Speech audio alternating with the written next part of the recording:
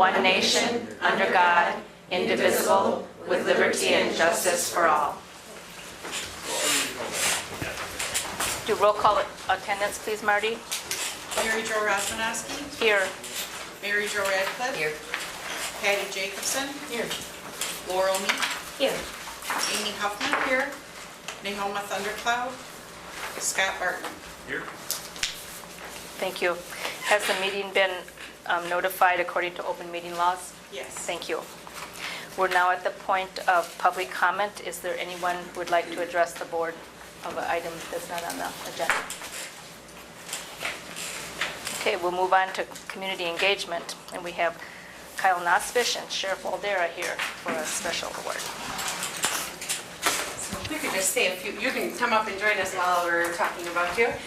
So the reason that we wanted to recognize Sheriff Waldera first, while many communities talk about school safety and the importance of school safety and needing to band together and use your resources as wisely as you can, all of those conversations that happen, sadly, in every community after a tragic school event, they don't always lead to action. And so we are incredibly grateful that not only did the conversation happen, but it also led to action. And so without any new dollars coming to the department, Sheriff Waldera prioritized the interests of not only our school, but all the schools in Jackson County. And so while our district has been pretty proactive in our ALICE training and in our crisis response, we're a little bit ahead of our neighbors. The opportunity to have all 3 school districts in the county speaking the exact same language, using the same terminology, just really unifies us even more. It makes the law enforcement more efficient, for sure, but also provides for so many more opportunities of sharing between. We know that we're larger than the 2 neighbors, and so if we can be helpful in any way, fantastic. And educators love to learn from each other. And so Sheriff Waldera was extremely proactive in opening those doors to that conversation. While I talked to both of those gentlemen a great deal, we don't talk specifically about this topic. And so again, Sheriff Waldera reprioritized his staffing and allowed Deputy Nosfish to work within all 3 of our school districts for the last 7 weeks of the school year, which was to our benefit because Melrose Mindoro started early, which means they got done early, which meant we had even more of his time. So selfishly, that was fantastic. So first, a round of applause for Sheriff Waldera.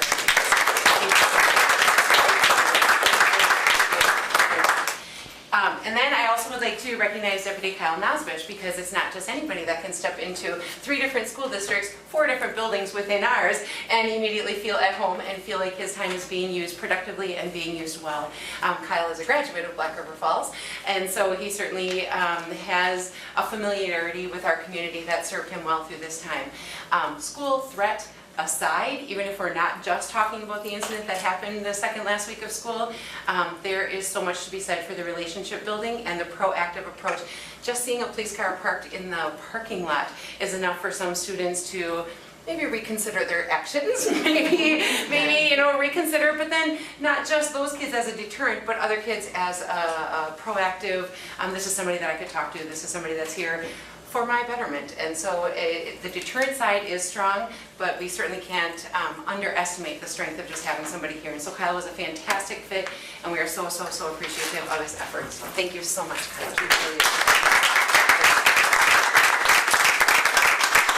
Did either of you want to say anything? Or? Thank you. I'll just make a couple, so for the interest of time. School resource is on the forefront of the nation. Kids and the school safeties are very important to this office, and Deputy Nosfish knows when I speak about this, it's because we have a lot of meetings on this. But we plan on moving forward with this in the countywide. We want to have a school resource officer or deputy assigned to support the districts and make them safer. So presence alone is hard to measure, but we all know that having a cop car or a presence of a uniform does deter and make people think and hopefully make the right decisions. So we are going to move forward on this. It's such an important process or program for our community. So we thank you for the recognition, and it just makes us think that we're doing the right thing, and we're going to move forward on it. So I appreciate it. I'll try and keep it short. I just want to thank everyone for the opportunity, the sheriff and the school districts for welcoming me in and allowing me to do my best to try and make a difference. I think we made some really good positive steps forward in the short time that we had available and I just hope we can continue. Thank Thanks you. very much, Thank guys. you. Thank you very much. Josh wants me in the picture. I did it out there, so I'm a photographer. Thank you. Thanks very much for coming. We really appreciate it. Were you Thanks at for the your time. RSO training at Cells last week? No. I was You there, Okay, yeah. okay, I heard a lot about that. It was a very good training. Thank you. yeah. And thanks additionally for taking the time out to come tonight. You most definitely don't have to stay for the rest of our riveting information, or you can, whatever the spirit moves you. Thank you. Move on to gifts and grants. Actually, there was two things in the community engagement that I just wanted to briefly share with the board, and they were in your packet, but every once in a while, we just get some nice notes, and I usually just selfishly read them and think, oh, how nice. And this time I thought, boy, that would be nice to share with everyone instead of selfishly reading it. And so the Tiger Tribune is really a collective effort. We solicit material from all of the buildings, and I know that there are people who are on Facebook that are like, oh, I already saw that, I already read that. There are way, way, way more people in our community not on Facebook that really appreciate that publication going to their house. And so that was something we started a few years ago. And honestly, sometimes it's pulling teeth to get people to tell us their stories.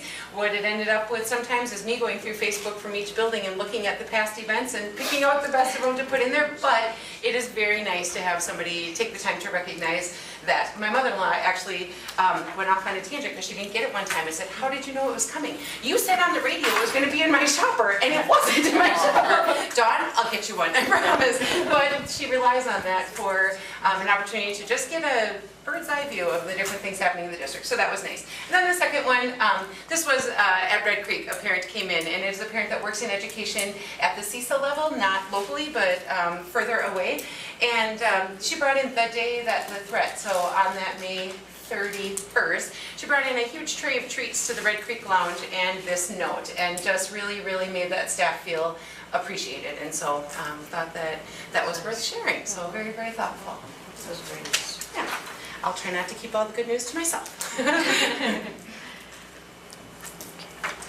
So then we move on to gifts and grants, and oh my goodness, talk about another fantastic day in the office. So a lady comes in, that's not a great picture of it, but I can tell you the story, from the Badger Mining, and the name of the foundation is the Share and Share Alike Foundation. And I heard Joey talking to her, and Joey said, I'm sure she'll have time for you, no problem. And the lady's like, well, I didn't make an appointment. She was all apologetic. She came in and she's like, I'm so sorry to take your time. I should have called. No problem, what can I do for you? Well, our family likes to give back to public education. We recognize how important it is. We recognize the critical difference that a quality education makes in the lives of kids. And so we have not been able to contribute to the school district of Black River Falls in a couple of years. So my family foundation would like to make a donation. And she just kind of slid the check over. It was upside down. I had no idea how much it was. I told her how much we appreciated it. I said, are you interested in knowing what we spend it on? She goes, I have complete faith you'll put it to great use. Shook hands, thanked her so much, she walked out. I turned it over $8,000 to the school district of Black River Falls. So how incredibly kind and generous. And then Stephanie, right away, I went to her and I said, hey, that math grant with UW River Falls, how about we fund a big chunk of it with this incredible gift? And so that's exactly what we're working on, is using those funds for that. So that was really, really, really an exciting day. And then one of the grants I did want to update, we have to accept that gift, but I also just wanted to let you know, I talked to you a little bit about the Department of Justice safety grants that were due earlier in June. I wanted you to know that Jill and I worked collaboratively on that. We did get it in, and I just wanted to tell you our prioritization order of what we requested. They have primary funding and advanced funding, yeah. And so our only advanced funding, is that the right word? Which one was first? Primary? Primary was first. The primary funding was for glass hardening, and I don't know if I've talked to the board about that. I have shared with you. Okay, so the glass hardening for all of the buildings, and then panic button for all schools except Red Creek, because that one's already set. The expansion of the interior cameras, expansion of the exterior cameras, the connection between our door card reader system and the cameras right near there, and then some work on the PA systems in each of the buildings to make sure that they're operating to maximum efficiency. And so that was submitted, and we've just received confirmation that they received it, no other information about its success yet. So just wanted to share. Thank you. We need a motion to accept the $8,000 gift. Gladly make that motion. Thank you. And I'll second. Okay, thank you. Any more comments or discussion? All in favor say yes. Yes. Yes, opposed? Okay, motion carried. Update on the homecoming committee. Sure. So Tom met one time previously with the high school students, and then we both had the opportunity to meet with them together. It was a group of kids that are next year will be sophomore through seniors, and we had some really good conversation. And as I mentioned in my notes to you, their opinions were as diverse as this group's collective opinions, as any grab 10 people together in our community and ask them what they think about toilet papering and homecoming shenanigans, you would get that diverse opinion. So we spent some time talking about how do we correct it, what is acceptable, what's not acceptable, how can we communicate that, all those things. There was a couple there that just said, we need to punish them, we need to punish them. If we draw the line and we say this can't be done, and if they do this, then we cancel it. And I said, cancel what part? The football game, the dance, the pep rally, what part are we canceling here? And I said, remember, homecoming week starts like the Sunday night with powder puff and volleyball all day, and what part are we canceling? And they were like, oh yeah. And then some other girls were like, so let's be honest here, there are a very small number of kids that are going to sabotage it just to do that. It was an interesting perspective, and Tom, maybe you remember more clearly, but one of the girls said, she goes, the kids that do that really too far stuff, she goes, I know some of them. They don't come to one single fun thing in this school all year. They don't care if we cancel it. They take this week as their excuse, blah, blah, blah. So then we said, okay, so could we do something as an incentive? If we communicate up front what's acceptable, what's not acceptable, they talked about public service announcements. They talked about, could we go around filming some of our some leaders from all the organizations, so like Student Council and FFA and FBLA and athletes and class officers, like a wide variety of students. Could we videotape them making some messages about what do we want our community to think about us? It's homecoming, we're here to celebrate and put our best foot forward, and just do a lot of positive talk beforehand. And then where that line was drawn, if nobody crossed the line, perhaps the Monday after homecoming, they could spend an hour over at Lunda Park for lunch. It's the lunch and learn. I said that maybe administration, Tom's offered that administration could cook, and I said we could certainly come. We could do a cookout as a reward for a job well done, as opposed to trying to punish for not crossing, for crossing the line. And so they got really excited about that, and I said, when do we need to meet again? How about like the second week of school, we come back together, we start talking about those messages, and so they were pretty fired up about the idea, and that's what we're going to give a shot to this time. So, any questions about that? Here's hoping. Okay, we move on to our people and employment recommendations, and we have some changes. We do. You can see that we have started our hiring for the coming year.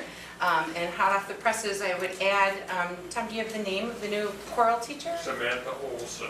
Samantha Olson is our new high school and middle school vocal teacher as well. So hot off the presses today. I would just point out that Emily Stewart, the second grade teacher that we hired, is also a Becker Falls alum. She started in second grade in the school district. Oh, did she? She's coming home then.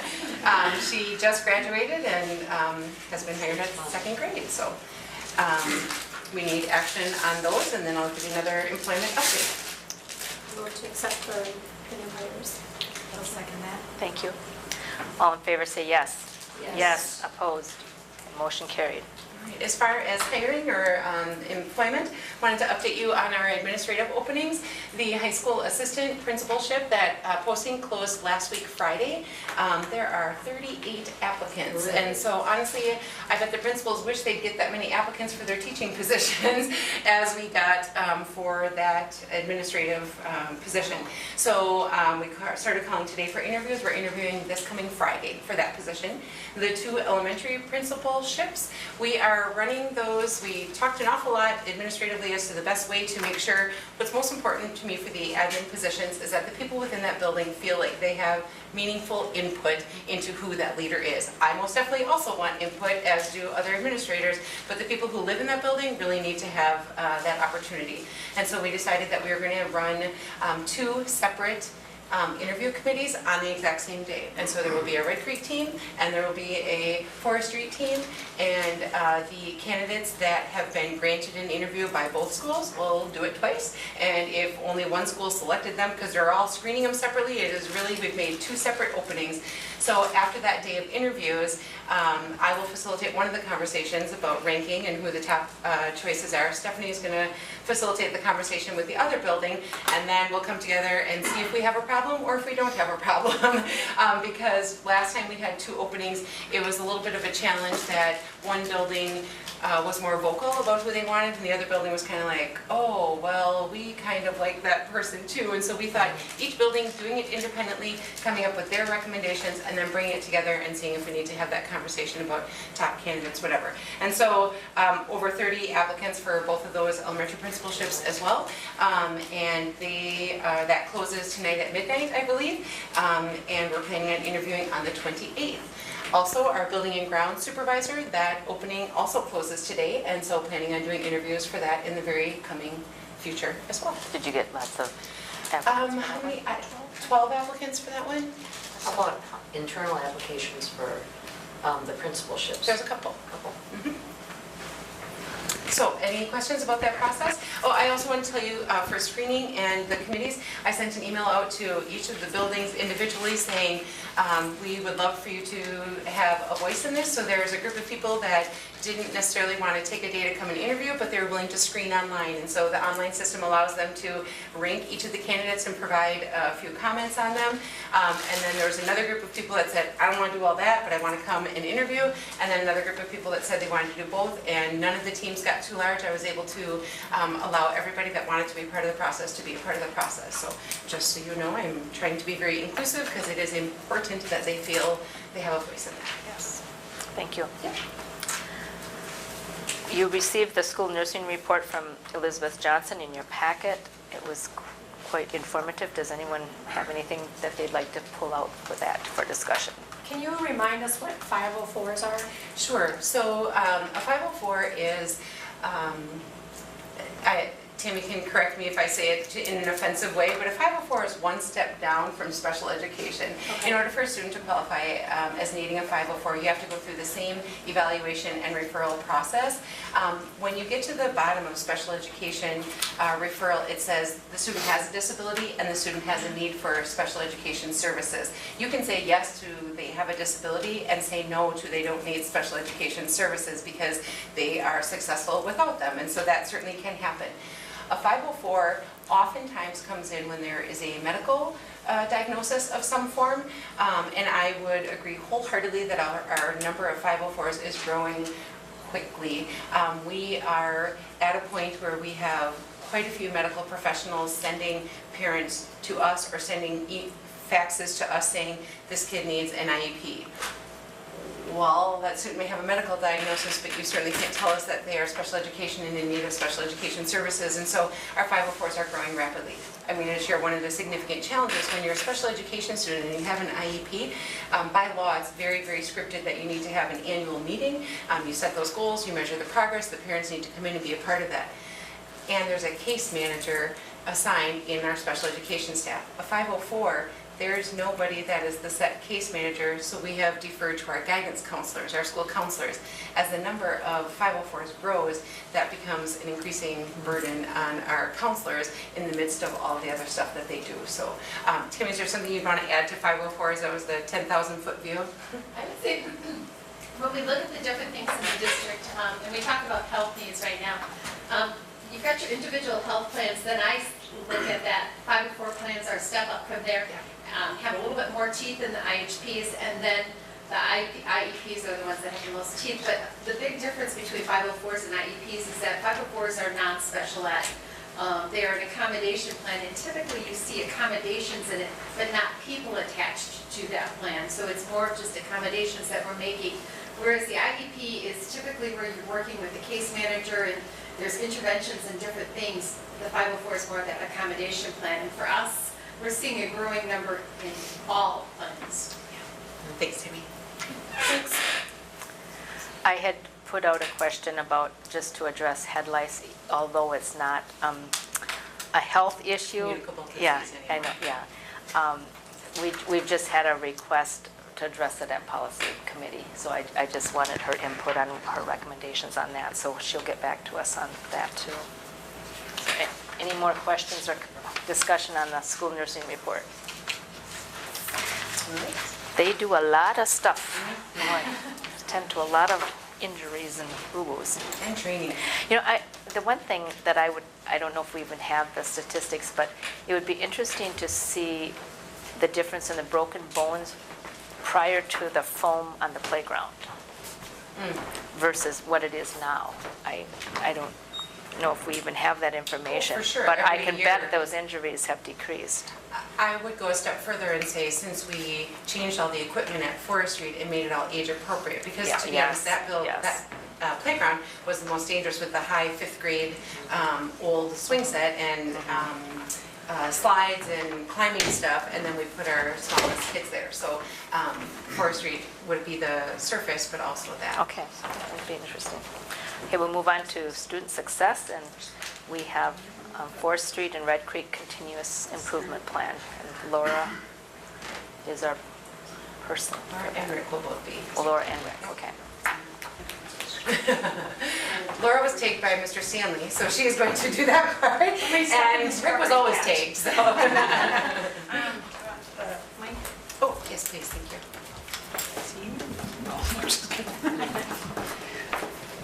We also have the AGR It's report. not on yet. Which wasn't on the agenda, but. Mr. Stanley was supposed to, It doesn't amplify, Oh, it it doesn't? goes to the camera. Oh, I thought it did. yeah. So we can do that next month if you'd prefer to. So, okay, so starting at Forest Street, we'll give this a shot. Chad's got his little kiddos brainstorming their thoughts on teachers over the summer, so.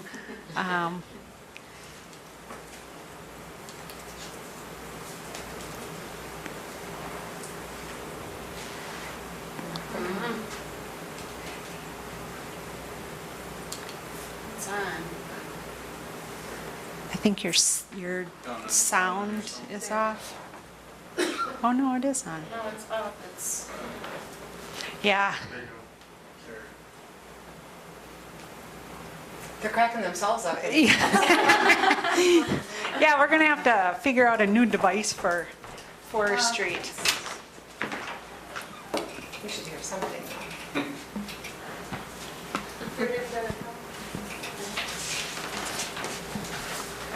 Oh, pretty serious. Sorry about that. I know, that's what I wondered That about little that speaker one. right there. That's all the way up too. It's not even coming up on your, But External speakers? I don't know why it's not. it's not even playing through her laptop though. No. Okay. So. is this up on Facebook or something too? I see it's We can got certainly lots of email it views to down there, you okay. or share it. Yeah, it looks like it should be fun. Had lots to say for sure. So I'll just quickly go through, I apologize if I can't dig as deep as Chad would have, but his reading goal for Forest Street is the same, I believe, matches the board goal. Kindergarten, first grade, 70% of the students will reach their growth goal as determined by the STAR Early Literacy from fall to spring.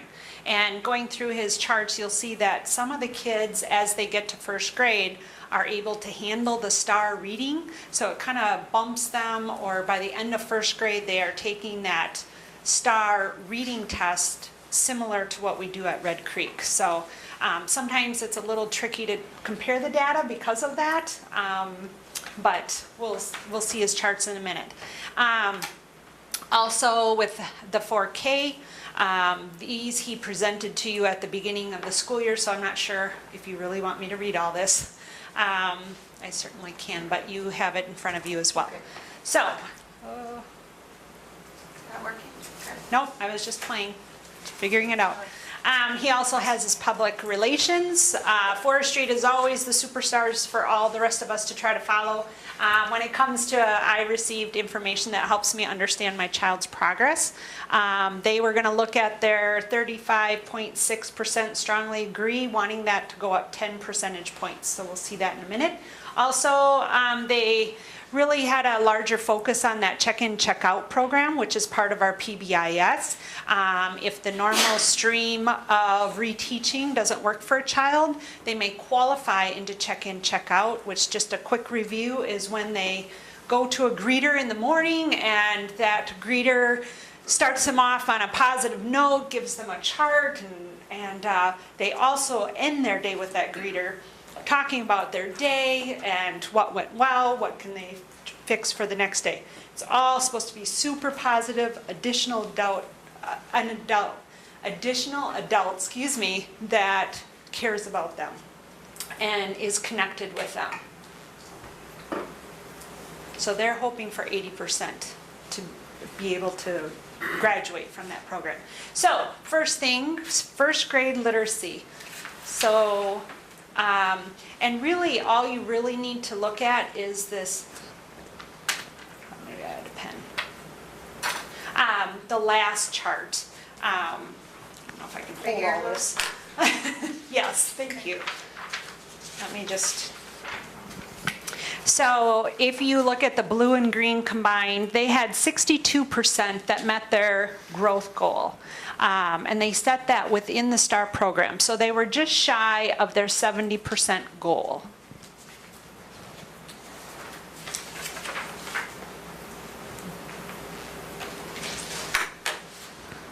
First graders in math take the STAR math test, and if looking at the blue and green too, we had 68% met their growth goal, so just barely missed that 70%.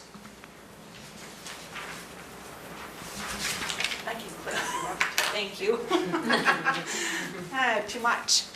And then kindergarten takes that STAR early literacy test, and you can see how the green, some of the numbers changed, and that's because they're now taking the STAR reading test.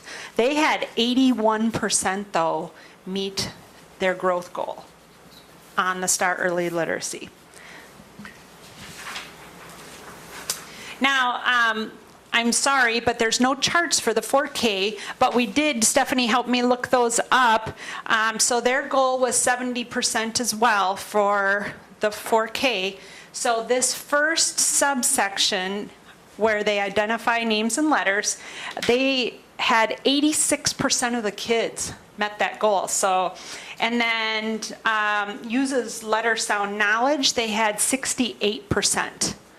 So they were very, very close on those goals. In 4K math, the subsection A, where they count, they had 84% met that goal. And connects numerals with their quantities, they had 75% met that goal. So very nice work all the way down at our youngest kiddos. Their public relations goal is that based off the parent perception survey. If you want to go to the next one, Jill. So they were hoping to increase they had last year 36.5% in the blue, and they wanted that to increase by 10. And so they did increase by 8.5 percentage points. Didn't quite hit the 10, but still great growth on that goal. And when you look overall, with the red and the blue, 95% are very satisfied. So that's good stuff. Forestry building goal, this is the check-in, check-out. They wanted 80% of their kiddos to, or actually, excuse me, the goal is 60% of the kids that go into that Tier 2 intervention will successfully be able to fade out of it. It's a gradual process to fade out. So if you go to the next chart, you'll see that they had 47% of their kiddos that were successful, but didn't quite hit the 60. But it's interesting, and Chad put a note down there that, and we have this happen at Red Creek also, that there's a fair number of kids that ask to stay on that chart. I don't know if it's the greeter interaction that they love, and so we, of course, let them do that. That's our goal, is for them to self-manage their behaviors. So that's kind of cool that they ask to be on the chart. So What happens if a kid is still on the chart when they leave Forest Street and go over to Red Creek? we go Or just back. start a new year? Right.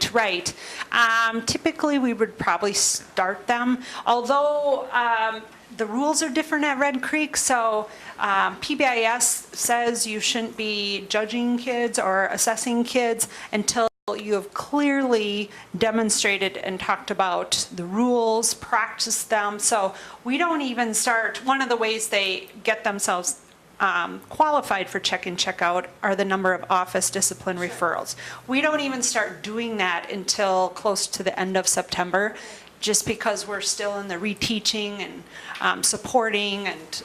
So it's a fresh start. Right. So, but they might be a little bit more on our radar. So. The other thing to note about that one, when they didn't meet their goal, the first grade class this year has one of the highest percentages of special education students of the district. I mean, that group has a really high percentage, and so there's a lot of challenges. You know what that percentage is? Forest Street as a building, I think, was like 19%, but 23 point, Wow. is first grade alone 23? the whole Forest Street is Okay, sorry. 23%. Okay, Wow. yeah. Mr. Dax? All right, so our goals for this year for Red Creek, we had 2 reading goals and 2 math goals. Look very similar to what we've had in the past, and we did tweak these a little bit for next year, and we'll talk about that in a little bit.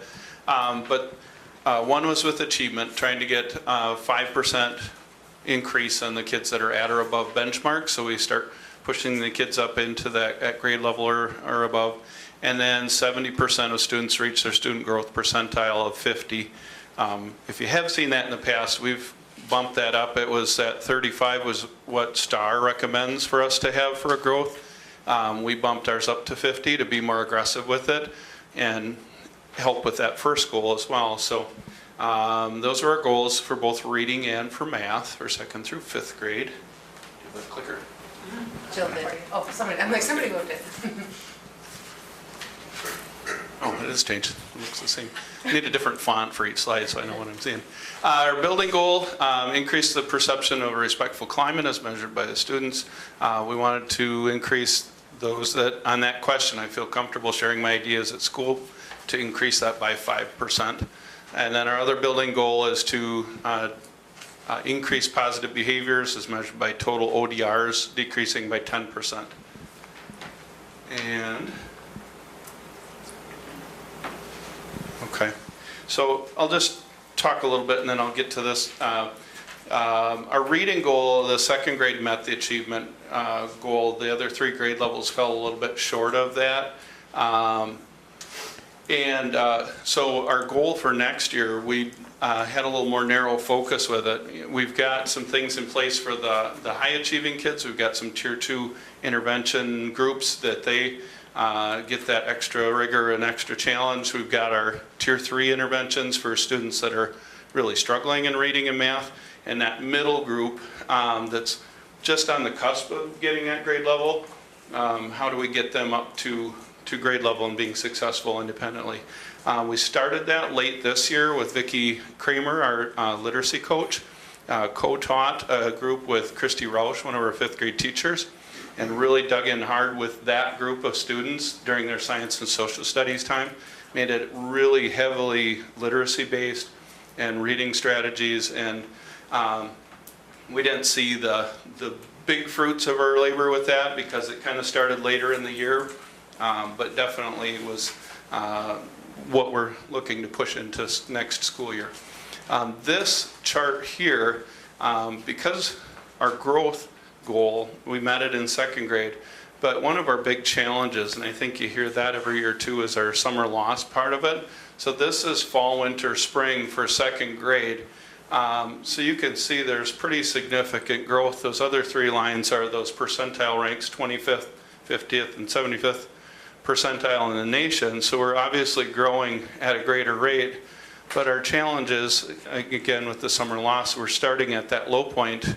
And that's, I think, one of the pieces that we have every year, that really to get them starting at a higher point and have the same level of growth, we'd really be soaring. So if you want to click to third grade, you can kind of see the same thing, all, creeping from about the 30th percentile up to the 50th, which is pretty significant growth. Same with fourth grade and same with fifth grade, a real steady incline, and again, greater than what you see with the national percentile cutoffs. But just how do we get them starting at a higher point at the beginning of the year is one of our big challenges that we need to look at. So this is our results for our growth. We had if you remember, we said we wanted 5% more kids at or above benchmark. We ended up increasing by 3%. At mid-year, when I presented to you, we were actually at an 8% decline from the previous spring. So if you consider that, where we're 8% less than we had the previous spring, now we're 3% more. We really showed significant growth through the school year with our kids. And so the blue is last spring and the red is this spring for reading. And this is our growth percentage. And again, remember, we bumped that up from 35 to 50, which is a pretty aggressive goal. It's on the higher end of what they would recommend for us to have. And this is the percent of our kids that are at that percentile. So again, pretty good chunk of our kids reaching that more aggressive goal.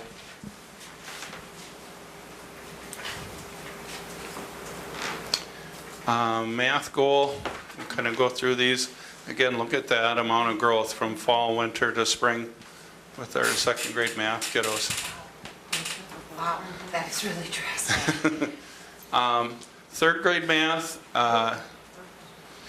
not quite as steep of an incline, and we talked a little bit with that, because they actually, you saw just a slight little bit of a dip in there, and one of the things we talked about is a number of the third grade math teachers, more than any other grade, is in that math grant. And one thing they're really talking about in their classes is slowing way down and thinking more critically about the math that they're doing. And it is almost contradictory to what their STAR test was expecting them to do it in a little, there was actually a timer on there. And so the forward exam isn't timed, what we do in class isn't timed, and so we found a pretty big discrepancy there. Third grade is also the first grade where we start doing it more whole group, taking the STAR test, so that's a little different environment for them. So that was, I think, one of the anomalies. And then, of course, fourth grade's been doing that for a year, seeing a little steeper incline in fifth grade as well. And that is our proficiency goal. Overall, we saw actually a little bit of a dip of 1%. And I think part of that was third grade. If you can see, theirs went down a fair amount, but definitely something they're digging in with that. And I think talking about how one is a little bit different than how they're teaching with the test. So, what we can do to problem solve that. We've talked about that. Is this the right assessment to measure the type of instruction that's happening? This is a quick and dirty little, snapshot in time, so it's convenient, but if it's not reflective of the higher, the deeper level of thinking required, then that's not an accurate measurement, so. Well, and we always also balance that out with how much instructional time. Right. There's like the math test we used to do, it just takes longer to administer, so then you balance out the loss of instruction and, so. And so, again, here's the ones that met their 50th percentile growth goal, and second grade obviously met that goal. They had 75% of their kids there, and third, fourth, and fifth fell short of that, and definitely something we need to work on with them. Did you figure out any reason that the second grade was doing so well? Not entirely. I think a little bit of it is they're still working more one-on-one, one-on-three when they take the test. It's a year, their very first time was the end of first grade, so they're coming in second grade. They take STAR Math, they take that, right? And so it's their first time taking STAR Math, and so the opportunity for growth is exceptional because it's their first time taking that test. Just So familiarity, yeah. familiarity with the test Right. gives second grade a little, they've got a big benefit from that too. Other Not that things, second grade teachers aren't doing fabulous work, that's They not what are. we intended to communicate. and they're rock star teachers for sure. Some other things we're doing with that, we added a few new teachers to the math grant. They're actually there this week with the math grant, that entire group. And a few elementary teachers were added to that, a couple at the upper grades and a couple at the lower grades. It's fantastic news to hear about the grant, that we can continue that work next year. It really is amazing stuff, and for our teachers to be presenting at the math conference now gives them a lot more confidence in what they're doing and self-efficacy in what they're doing, which is, I think, great. And then our PLC, professional learning communities, and the common planning time that we built into our schedule, they're already brainstorming and mapping that out, what that's going to look like, how they're going to dig in deeper and be more consistent with their teaching with that. So got some really good things in place, I think, moving into next year for that.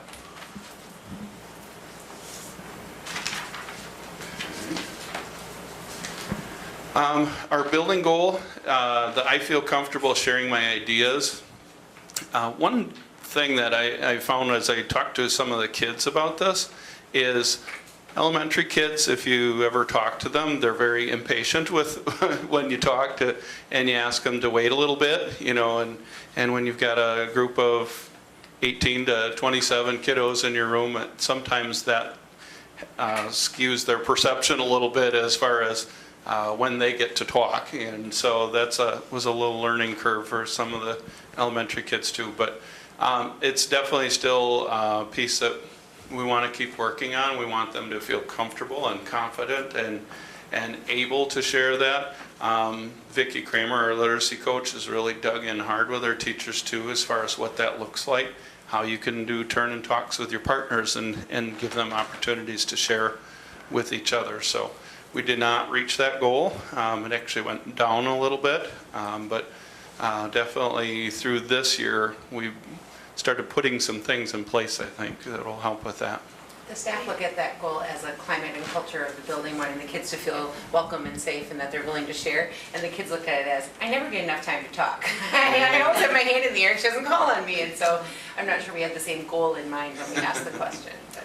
Also, this spring, our teachers went to the WOW, which the last WOW focus was on student voice. And the very first task we had is to list all the ways your students are able to share their ideas. And, so we had our classics, and they actually dug in deeper, like through the learning, and how do they do more turn and talk, so they all are talking versus just calling on a select few. So I thought, so glad that wasn't in the fall. And so we have shared out with our Red Creek staff on that too. So I hear teachers talking about the student voice more often and, kind of rethinking the way they do their lessons. So. And you can see the big red piece of the pie is the sometimes group, and that's the ones that they get to, but not as often as they would like. So, and then our building goal is increase positive behaviors by decreasing the number of ODRs. A little bit of where we, shot ourselves in the foot a little bit with this goal is we really dug in hard with our teachers and support staff with how to write an ODR, what its purpose is, why do we do that. And to clarify, an ODR is not a detention slip, so that isn't what's giving you a consequence. It's a document that shows what their behavior was.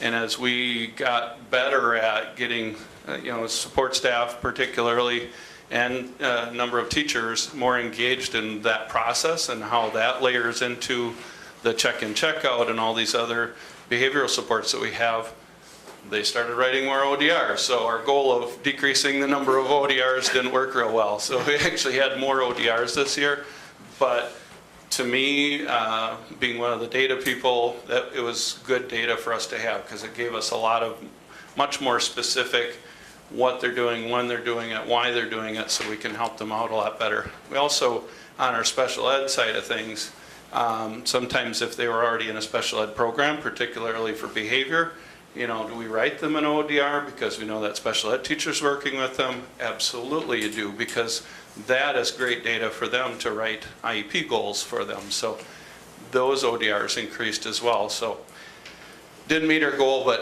I think that wasn't necessarily Consistency, a bad thing. Good Gain consistency and, consistency, and good data. Some really awesome problem solving by the staff due to all conversations about this through the PBIS it started, and then with our entire staff. Teachers are wanting to be out at recess duty next year.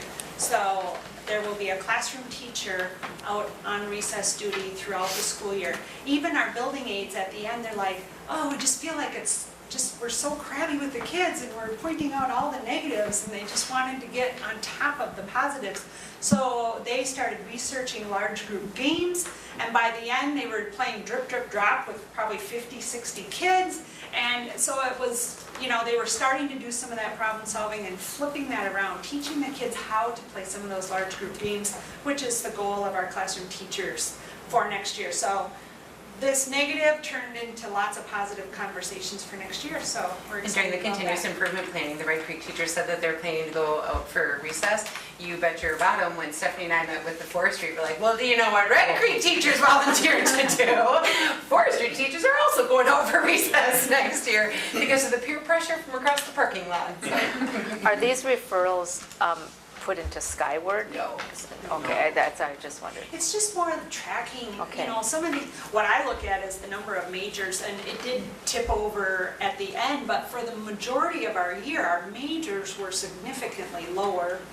Can I just give one example that would help Oh, explain yeah. it? So what the PBIS committee can do is they can open that up and they can see what hour of the day the most referrals are coming in, what location in the building the most referrals. So accurate reporting helps them to problem solve, not to punish the kid. And so the accuracy with which they are completing those helps the team to problem solve. So if the recess was way the largest area of problems. So one of their problem solving was, and that might sound like, well, duh, but also the second was classroom, not hallway, not lunchroom. And so sometimes people's gut feeling is not supported by data. So to have all of that accurate reporting helps to give data to that committee to do that proactive planning, so. And a couple other things for next year too, you know, we noticed too, some of the behaviors were the idle hands, you know, on the playground. And so they, our support staff group that runs, and the teachers that'll be running the recesses are gonna do a guided discovery on the playground. So one area of the playground is open at a time, and everybody's gonna play kickball, and we all learn the rules and we learn how to play that. So then later on down the year, there's a kickball game going on. Everybody's at least had that exposure so they can jump into the game, where we felt like this year, you know, some of these kids that were getting into some of the trouble were a little reluctant to join some of those games. So to be more strategic about, these are 5, 6 different things we can do on the playground. Here's the rules, you can play, and hopefully get them more involved in active, structured things to avoid the idle hands and kids getting into mischief because of that. So that's another big piece of it. Any questions for us? Yeah. Please not from Chapman, no. Any questions? We also switched Questions a or- couple of our lunch periods where we're gonna have recess and then lunch, because there's research that shows that is a little better structure to get those wiggles out and then come and settle in and eat lunch. And then you've got a little transition from recess to lunch, then back to the classroom, because a lot of ODRs were being written right after recess time. And then also our end of the day recess we got rid of, because that was just it was a big heavy hitter as far as ODRs. That 2:25 to 2:45 recess right at the very end of the day was not a real successful Did you get rid of one. it or move it? We moved it. We Perfect, moved I it just to a want different everyone to time. hear that. I saw some eyes looking. Moved it to a different, more appropriate time, so. So those are our goals. Any other questions? Before Mr. Dobbs sits down, we did not give him the opportunity during employment recommendations, and so we certainly would have liked to recognize all three of the administrators that are leaving, but would like to very publicly share our appreciation with you for all the work that you've done for the school district. You've done a phenomenal job creating a brand new culture in a brand new building, and we are so appreciative. We know you're going to be within the county and close by, but not in our back pocket, so good luck to you, and we're very, very appreciative. Wanted to give you the opportunity if there's anything you wanted to share with the board as well. Yeah, I just want to thank you guys so much for the opportunity. Being next door is going to be a great resource to still be connected with, so many people here that I am, so deeply connected with. It was a really emotional day, our last day. Still is a little bit, obviously. But I feel like you need to know that you have, we didn't meet some of these goals, just such a compassionate, hardworking, amazing staff that cared so deeply about their kids and about each other and about me enough to guide me along. And my journey as a principal has just been absolutely amazing, and I want to thank Laura and the rest of the admin team for all of their support as well.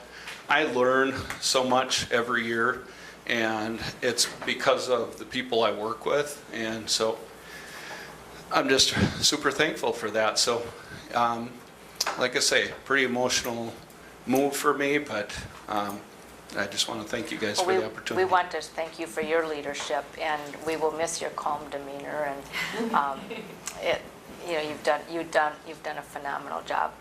And at some difficult times here, we've had some tough goes, and to open this new school, and what a.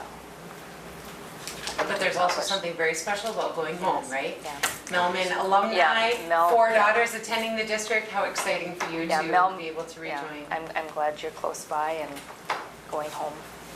So, and stay connected to our community. Absolutely. Okay, we'll miss you. Thank you, Beck. Thank you. Thank you. Thank you.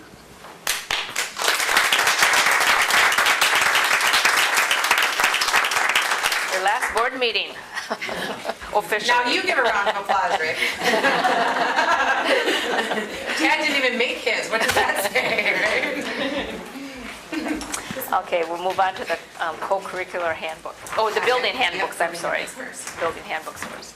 So, board, I would ask you, are you interested in first scrolling through all of them? Did you have questions about some of them specifically? Did you want to ask the administrators to highlight any changes, or what's your preference for process here? Do you want to go through the changes and the reason behind them, or you got them in your packet? There's something that's really important. They were all pretty consistent all the way through. Good work.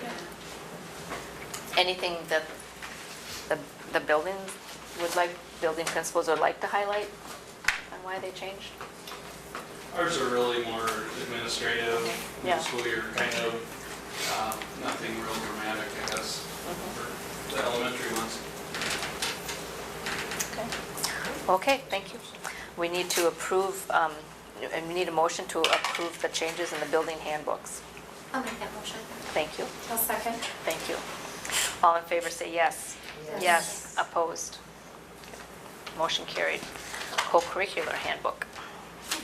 Mr. Ruffin put together the co-curricular handbook. I told him I didn't think there was a need for him to come to present, so I'll give you that same opportunity. Are there any questions that you have that you wanted to go through, or concerns or rationale? All made sense. I know there's been lots of discussion about the vape pens and all that at WIAA too, so that was good, yes. Yeah. I do like that they made that adjustment, so if kids are picking up a student, that they can be helpful without getting into any kind of I trouble. also shared how much I appreciated that. That was complete. I don't know if you talked to Mr. Chambers or Ms. McCullough about it, but I really appreciated that. It says if a student finds themselves at a place where illegal activity is taking place, to drive or pick up a friend, they must immediately notify their coach or advisor or the activities director that this took place. This should be done in 24 hours. The sooner the better to eliminate any questions that may come up later, calling it the Good Samaritan rule. So I also appreciate that opportunity. Jim and I talked quite a bit I about like that. it. That came out from some experiences over the past So- years. Here's a question, if somebody goes and picks up a kid in that situation, are they're not gonna be pressured to report who they picked up or anything, are they? They would likely be asked, and if they declined, okay, all right, yeah. Otherwise, there's not much of a enticement to be a good Samaritan if you're gonna be grilled about it later. The last thing I wanna do is be considered a, Right, absolutely, Yeah, so- absolutely, yep. Okay. I make a motion to approve the co-curricular handbook changes as presented. Second? Thank you. All in favor, say yes. Yes. Yes, opposed. The motion carried. Participation All report. right, so I was not able to add the non-athletic participation at this time. That used to be a function of, Teresa Body did the school performance report also in June, and that's where all the rest of that data was collected from. That report isn't due anymore, and so I went to Joey, like, could I have that report that I always use? Well, it's her first time in the job. What report is that? So anyway, I don't have that data, but I most definitely will put it together because I like to show you both balanced sides. The extra curricular, non-athletic, as well as the athletic participation. And so just for your information, this sheet, we started collecting the native versus non-native when there were lots of MOU conversations about a lack of participation on behalf of the Native American students, as well as perception that they were driven out of some activities for whatever reason. And so we started collecting this, and I have also used this. I'm meeting with the legislatures from the Ho-Chunk Nation to continue talking about a school resource officer with the city police. And they had some misnomers about participation levels. And I said, well, I actually have some data I'd like to share. And wow, they were pretty excited about the data. So as we said before, don't let your gut feeling, don't let data get in the way of your gut feeling, I guess. And so it's good information to collect in that way. So. one thing that would be interesting to know is how many of the dropped students were because of grades versus just choosing not to participate anymore? Sure. He hasn't collected a reason up to this point, Sure. and so I'm unsure of that. I can tell you anecdotally, I could name a couple of football players that, well, I'm not eligible anyway, so I'm going to be done, or injury, and then they don't Sure. finish. There's some that choose to continue practices, attending even after they're injured, and then others that decide they're done. Very few, in fact, this year I don't think I got involved in any coaching parent disputes this year, so that's good. Yeah. Okay. Any questions? Okay, we'll move on to instructional materials adoption. Stephanie? So excited, I almost came up with during the last one. You want to talk about curricular participation? No, I thought, oh no, that's not mine. Okay, so we had two different items in your packet for instructional material adoption, and the Student Success Committee has kind of been kept in the loop of these materials throughout the school year as we've been going through the adoption process. And so we'll start with for middle school, English Language Arts, specifically a resource around grammar. And so just to kind of review, the one that we landed on, you could see through the material that I shared with you kind of what we went through as far as the process goes, but decided to land on the writing coach because it provided the most scaffolding, the best kind of approach when it came to both explicit instruction around grammar and practice kind of in isolation of grammar skills, but then also embedded in reading and writing. And so several of the things that we reviewed only had one approach or the other as opposed to both, which the research really says is the best way to learn anything if you can learn it in isolation but then also apply it. And so I do have some samples of the resource there, as well as there's a couple packets on both sides that have a little bit more information that I apologize I meant to include with this document and I just failed to do that. So if you have any questions about that review at all or landing on that material? No, but I just know the amount of time and consideration that a team goes through. And so I go to your expertise on that because we don't know. So I appreciate all the time you put in with that team. Thank you.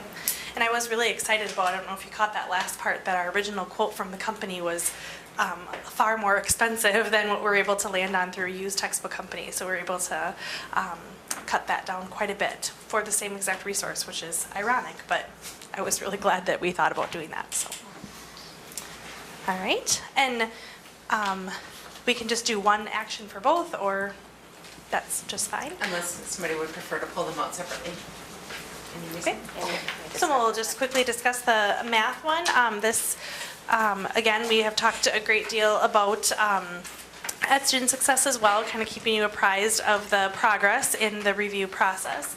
And you can see kind of all the materials that we looked at there. And because this is such a large adoption, I wanted to give you a lot of information. So perhaps it was information overload, but wanted to provide you with a lot of background as to why we're in this boat so soon, and also how diligently we went through the review process, because it's not something we take lightly, for sure not. And so some of the reasons why this particular resource rose to the top, honestly, it was kind of funny with the team. We just have one. Unfortunately, the curriculum company or the resource companies don't send as many samples as they used to. We have access to everything online, but the book is really big. And so they said, oh man, I don't think we're gonna like that one because the book is so big, but that was actually the one we landed on. That was really the only bad thing that we could find about it after lots of extensive review. And so a couple of the things that really rose to the top, it had the most supportive student text, lots of examples that students could refer back to if they were working at home on their own, or in a small group. They could help themselves out. A lot of the resources we were really surprised really just had what a student was asked to do, what the question was asking them, without any kind of scaffolded support at all, for them to reference even in later units to go back and take a look at. It had a really nice mix of blended and text approach, and so that was something we were really looking for. Wanted to be able to have direct instruction in multiple ways, and then also it had a really nice ability to differentiate. And so I discussed in there the Mathia is the digital side of this resource, and it far surpassed all the others that we looked at in its ability to not only track skills and how students were doing and provide different kinds of supports, but it also tracked behaviors, so problem-solving skill behaviors. So it has some different pieces in their software that can, based on how students click through the problem and what they do first and second, that it tracks those behaviors so that if they're needing more support with vocabulary or some of those sub things that also support math, there's reports that teachers can get on that as well. And so that was also very exciting. So. Any questions? I could tell you all lots and lots, but... Now you're excited. I'm just reviewing your notes, Nate. Did you share that you limit the choices that they have based off of that first research? I did. And so I talked in there a little bit about the ed reports and gave you the links to each one of the comprehensive reports. And so we did talk about that at Student Success as well, that ed reports, we kind of looked at it together and kind of looked at our current resources and how they're rated, and remembering that ed reports is an independent company that goes through and does lots of research, and kind of think of them as the consumer reports of instructional materials. And so I'm so glad that somebody does that, because, and they have research on their website you can go to see, I think it's like 90% of school districts would say that aligning a resource to the standards and quality instructional practice is their highest priority. And then it's something like, I don't remember what the opposite percentages of teachers that feel like what they currently have is aligned to those things, and so there's a breakdown in that process, and really this helps bridge the gap for us because they do comprehensive research. I think each one of those linked reports is like 30 pages long, and so they look at 3 areas: focus and coherence, which is your standard alignment, and how does that build over time across like 6th, 7th, and 8th grade, for example. And then they look at rigor and mathematical practice on the math side of things, and that is wonderful because those math practices are all of those behaviors, habits of mind that we're trying to teach students over time. Like persevere to problem solve, or pick the right tool when you're going to solve a problem. There's 8 of them. And then the last one is usability for teachers, and so how usable is the resource. And so for this particular one that we landed on, that they got a 14 out of 14 on focus and coherence, an 18 out of 18 on the rigor and mathematical practices, and then a 33 out of 38 on the usability, which we kind of looked at each one of those specific things, and a couple of things were like they didn't have a answer key, or they had answer keys to all their assessments but not a scoring rubric. Well, our teacher said that's fine, we'd kind of rather do that ourselves anyway. Or they didn't have they didn't say exactly which standard it directly aligned to. again, our teacher said, that's good work for us to do anyways, to really internalize the assessment, perhaps when we decide to tweak something anyway. So we were excited about that for this resource, but throughout the process, we really wanted to start with resources that were top-notch and really had gotten good results from the get-go. So. Thank you for your extensive research and your collaborative committee work. Like Mary Jo said, it does save us some. It's all right here for us. So, any questions for Stephanie?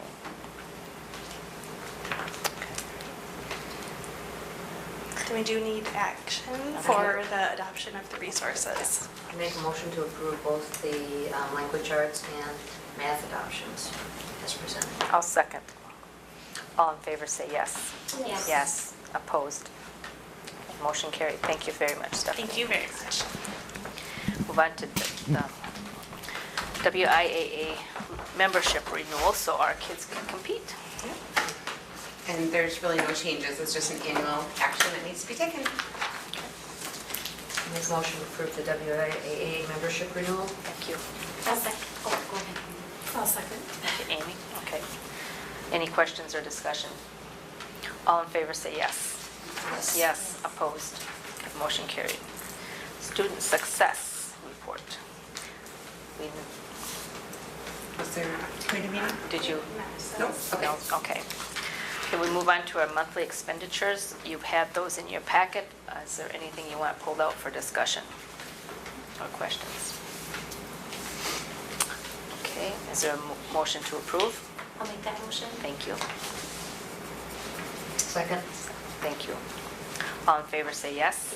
Yes. Yes. Opposed? Motion carried. Proposed district budget and tax levy. Jill's been working overtime. Yeah, it's putting the details to the things that you've approved already throughout the process is a big bulk of what we do in the beginning of June and the May kind of time frame. But I just want to remind everybody how we got to this point and what the process is.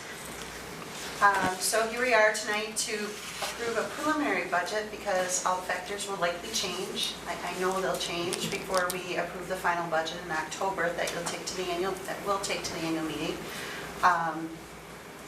Because we don't know the third Friday count until September. We get our equalized value in October, which then sets the aid amount in October as well, which then we can finally set the levy, even though our fiscal year starts July 1st. So our budget hearing of electors is October 22nd. That would be when the annual meeting is. And then it is in statute that we need to set that levy around November 1st as well.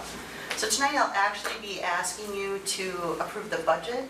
We won't set the tax levy tonight because before we have to have it done, we'll actually have more factors and know more things and set the real tax levy at that time. We don't need to do that tonight now.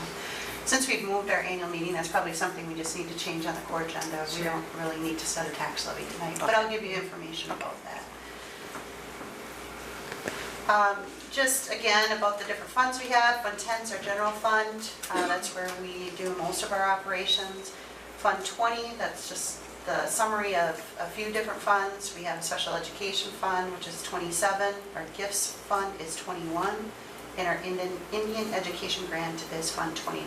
That's the federal grant that we received. Fund 30 is our debt service. Referendum debt is Fund 39, and non-referendum debt is Fund 38. And that used to come off our revenue limit. We no longer have any Fund 38 debt. We paid that off last year. So that did give us a little relief in the revenue limit. As you'll see, our starting revenue limit would have been even greater in the whole deficit if we hadn't paid that debt off. Fund 50 is our nutrition services fund, which is self-sustaining. It operates all in the black on its own. Fund 80 is the community service fund. So the revenue limit, just a reminder that it's a 3-year rolling average of the pupils in the district, that we have that pupil count in September. We multiply that by per pupil amount. You've heard us talk about $9,400. You've heard the legislature talk about now increasing that by $100 each year thereafter. Then there's some other exemptions that we have to take into account. Really, the revenue limit is kind of our spending limit because that's where most of our funds come come from between taxes and equalization aid. So this year, our revenue limit is $16,636,000, or actually $118,000 less than last year, this year, 17-18. And then we have other revenues that are outside the revenue limit, like interest earnings, admissions to sporting events, things like that. So this is just a look at the revenue limit FTEs. So these are not actual FTEs in any one year. They're the rolling 3-year average that's used for the revenue limit that year. As you can see, for 18-19, we took a dip. That's part of our reason that we have a lower revenue limit. There are some exemptions that help make up for that dip, so it's not all in one year that hits us. We're actually anticipating perhaps going up a little bit next year. The 3-year rolling average will go up a little bit. Our budget assumptions that we use to get here, again, just a reminder, you've seen this before. We started with that deficit of $118,000. Then we had some SAGE aid decrease that we're looking at in revenue, actually $58,000 less than we received this year. That's a little bit due to the enrollment in K-3. That's where we get the SAGE age based on basically numbers of free and reduced kids in those grade levels. And since we're having less kids, it's likely we'll have less aid. Our open enrollment is anticipated to decrease just a bit. And then the big increase that helped us out at this point was the per pupil categorical aid. So we'll have $352,000 more. This year that was around $700,000. We'll be over $1 million in that aid for next year. Then we have to take out any expenditures that we increase for. We budgeted a 2% pool of salary dollars for all of the employee groups. Again, as you know from our different structures, how we pay people, that may be different for a certain person or group of people. But that's $226,000. The dental insurance was a slight increase, $5,700. The open enrollment out is an increase of $222,000. That is largely due to the way that they are counting all kids at the same dollar amount. We didn't have that all factored into the budget this year, so we needed to make up for that for next year as well. All special education kids. But what did I say? You said all kids. I just want to specify special education. Yeah, I'm sorry, kids. special No, that's good. education kids. So then that created an adjusted budget deficit of $298,000. And you'll see that we didn't include health insurance here because you'll see how that helped us out in the end. So there was a 0% increase for health insurance at this point. Okay, go. So we did some reprioritization as an administrative team. And as the insurance committee met, and as you know, we made the change in health insurance, not only in the carrier, but the plan design. And we joined that health insurance co-op, saving over $144,000 by doing that. We reduced furniture replacement budget by $112,000, so we have a very small amount in there now. We did a lot of replacement over the last couple of years, so we think we'll be able to maintain that level for a few years anyways. We reduced our bus replacement by 1, so that was an $84,000 decrease. We usually do 2 buses, we're going to do 1. If there's year-end funds, we'll look at buying another bus perhaps with those dollars. We reduced our legal fees budget by $30,000. We're able to do that. We looked at a trend and we haven't needed all of those dollars that we budgeted for legal fees as we had in the past, so we feel comfortable reducing that budget. We reduced the ECCP and the virtual school budget by $10,000. And we eliminated, as you know, the breaks program. There was a 0.5 FTE of a staff member who left mid-year, and then we had some supplies and another budget as well that we were able to capture. And then we added some things too. We added a part-time, a half-time early childhood teacher, speech and language time, 0.45 FTE. We had a reduction in our Title I entitlement, and there were some things that we still needed to have for the Tier 2 kinds of supports for PBIS. So we created a budget center of about $19,000 that is mostly for some software kinds of things that used to come out of Title I. We added an elementary school counselor, a part-time, half-time position, and we added a high school building aide. The other big thing that you'll see, of course, we added the energy savings project as well. And since we're taking that out of fund balance, we actually have to increase our expenditures, but not our revenues to account for that. So by having our expenditures higher than our revenue, that will cut into the fund balance then, so to speak. So that's 50% of the project that we budgeted for in 18-19. I already paid 50% of the project in this fiscal year in June for the materials and things like that. So that is also being funded by fund balance. And even after this whole project's done, we're still anticipating the fund balance to be at about 23%, which is above the 21% threshold that is in board policy. So just a quick look at our revenue. Our biggest share of the revenue in this green slice of the pie is from state sources, so that's equalization aid and other grants and things from the state. And then the next biggest slice is the local sources, so property taxes and other revenues or interest revenues, admissions to games, those kinds of things.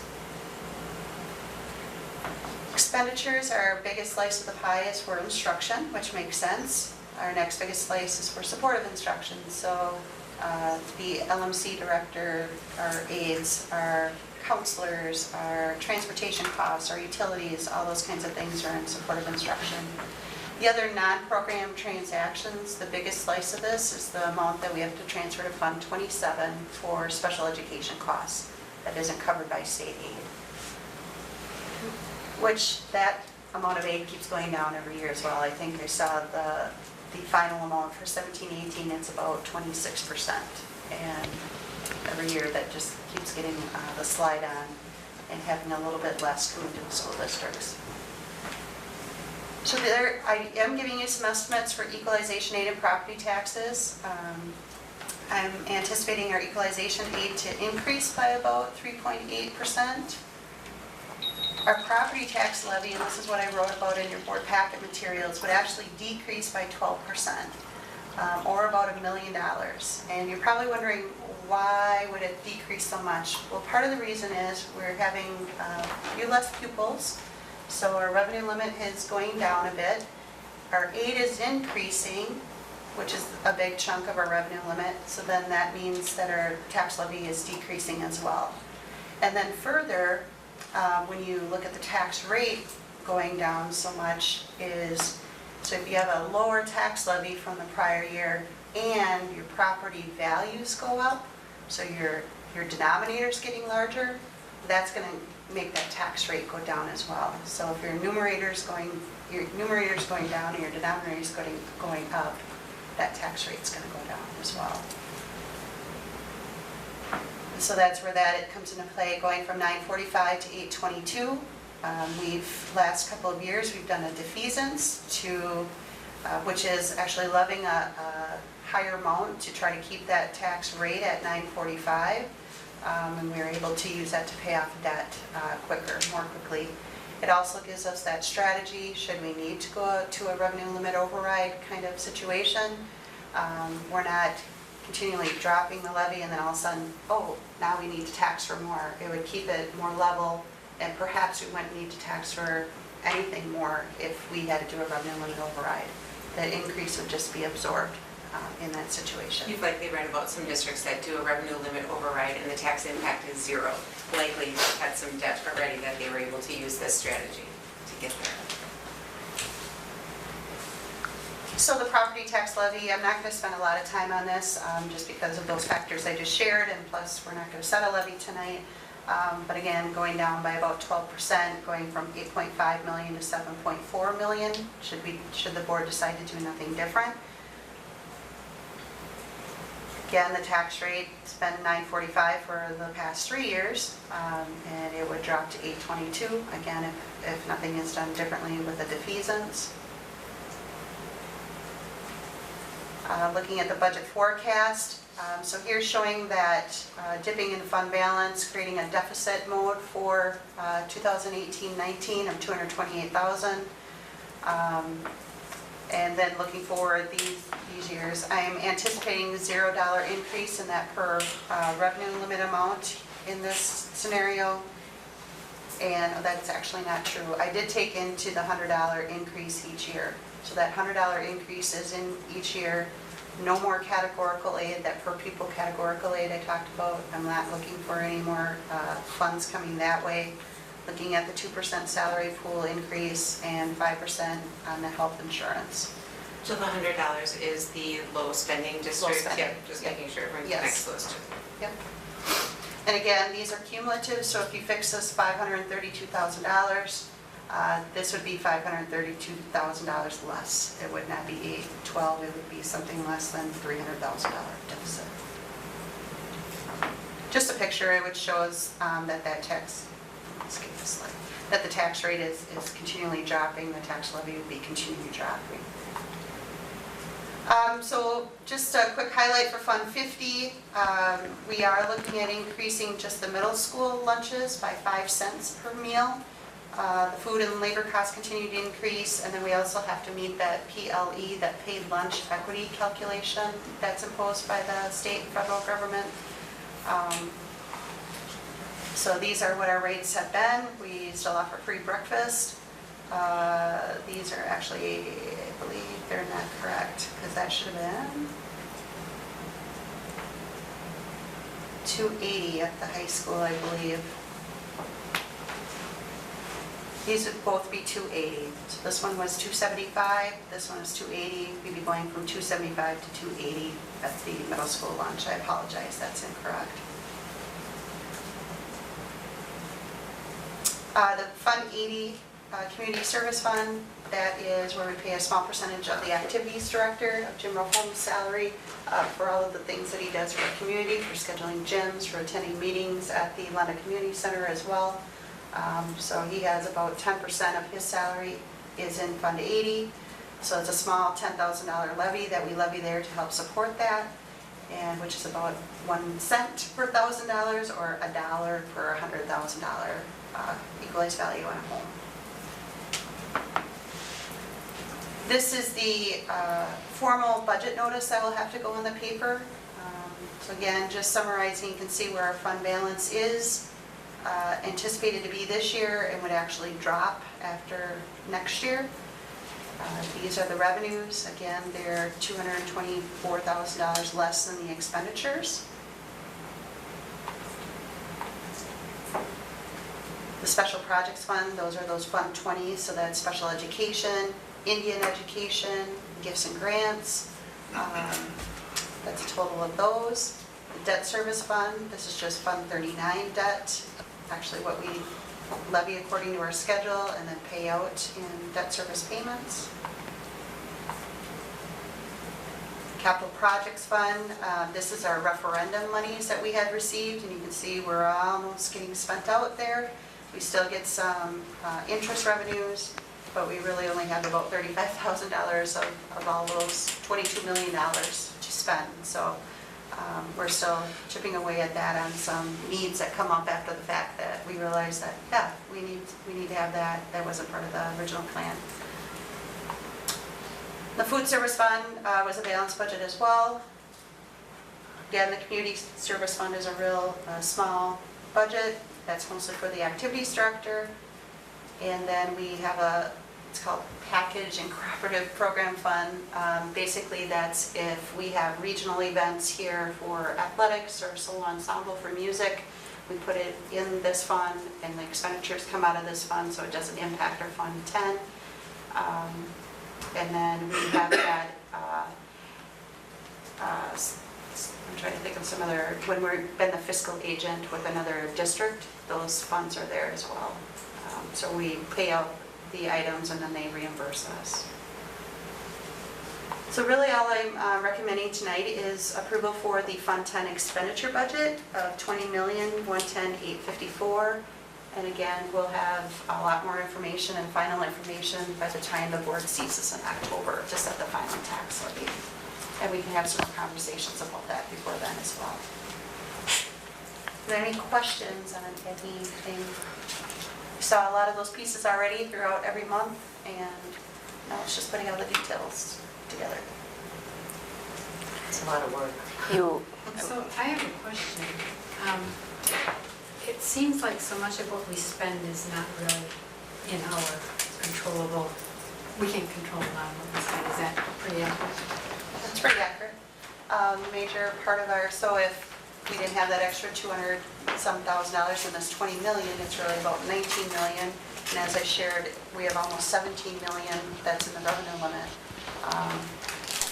And most of that would be for salaries and benefits. We are a people-heavy organization. So, I mean, we have control how we spend it, but we don't have control where the dollars come from necessarily. I guess would be more accurate. But we do have a lot of fixed costs. We talked about salaries and benefits, and then utilities is our next biggest. And I'm just thinking, what ways do we have to save money or to keep our budget level? There's not a lot of choices. there's not, transportation is another, that's almost $1 million just for transportation in the school district. You start adding all those up, there's not a lot of room. That's why the energy efficiency project will be helpful. It's going to help in the long run. In the long run, that will help, Yep. even though we're spending money up front. Even though we're spending money up front, that payback's going to happen so quickly that we see some rewards there. So maybe that can help us with some of those deficits in the future as well. Yep. You presented in a way to understand the very complicated school finance. I appreciate that. It's taken me a long time to really get everything. Thank you. Any questions? I have one, maybe it's off topic a bit. When we save money from the efficiency things that we're doing, are we able to put them back in fund balance, or because of accounting rules, not able to handle it that way? Oh, you could just let that sit there and not, so keep budgeting the same thing for utilities and that, you're not going to really spend it. You can do that, but then what's going to happen perhaps is that your aid is based on the expenditures from the prior year. Sure. So then you might start getting a little less aid, and then perhaps the levy creeps up a little bit. So you start getting more of a roller coaster when you don't spend out your budget too. So that's. And the fund balance accidentally grows a little bit each year. I mean, truthfully, because Right. it all comes down to that June 30th, whatever expenses have been invoiced and stuff before that versus after that, it would be near impossible to get that 20 million down to zero on July 1. And so there's usually some growth that happens each year anyway. This is the first time in my 5 years that we've intentionally grabbed a chunk from that fund balance. There have been several times we've presented to you as a means to present a balanced budget, like an $18,000 maybe if we need to, and we've never had to. And so this is the first time that we're intentionally taking from there, but it's for a pretty impactful project. We're always conservative on revenue. I try not to overestimate what we're going to get just because there are some things that we don't always know how much we're going to get. Impact aid is one of those that I think I finally figure out how much we're going to get, and it's more than I expected again. And so it seems that we always receive more revenue than I anticipate as well. So you're getting a little bit more revenue.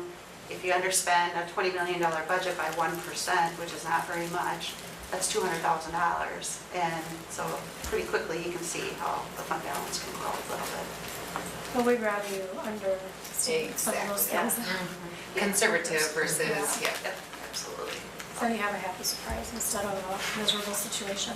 Right. Are there any more questions or discussion? Okay. I move that we approve the 2018-19 budget as, not tax levy.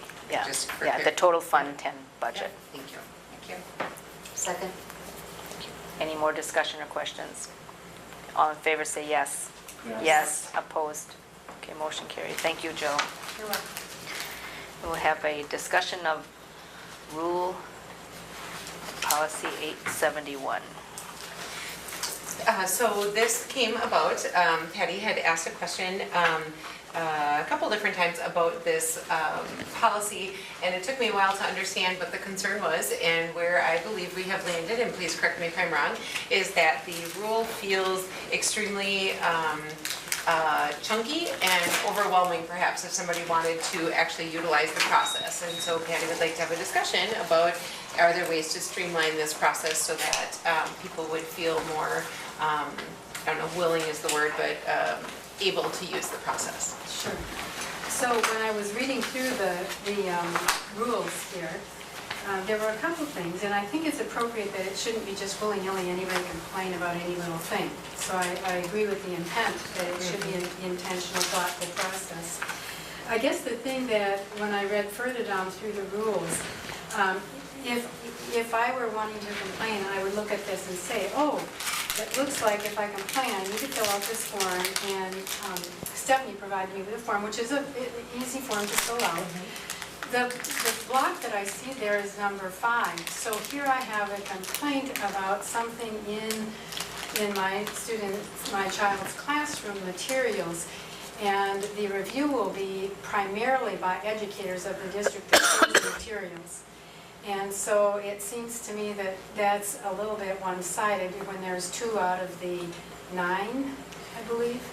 So there's 6 professional staff members chosen by the administrators and 2 citizens also chosen by the community and the director of curriculum and instruction. So those are the people that will review the complaint, and there doesn't seem to be much representation of the person's complaint or their perspective.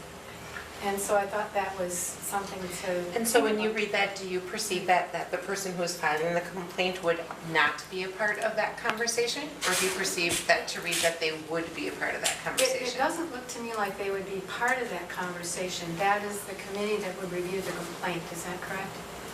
I'm reading through it right now because it doesn't explicitly say, and so that's why I asked your clarifying question. Stephanie, you recently went through this process. Was the person who filed the complaint a part of that discussion, or did that happen outside of the committee and then you reported back? Actually, it wasn't a formal complaint that was filed. They stopped after number 2. So Okay. They discussed it with their principal. The principal followed the correct protocol and let me know about it.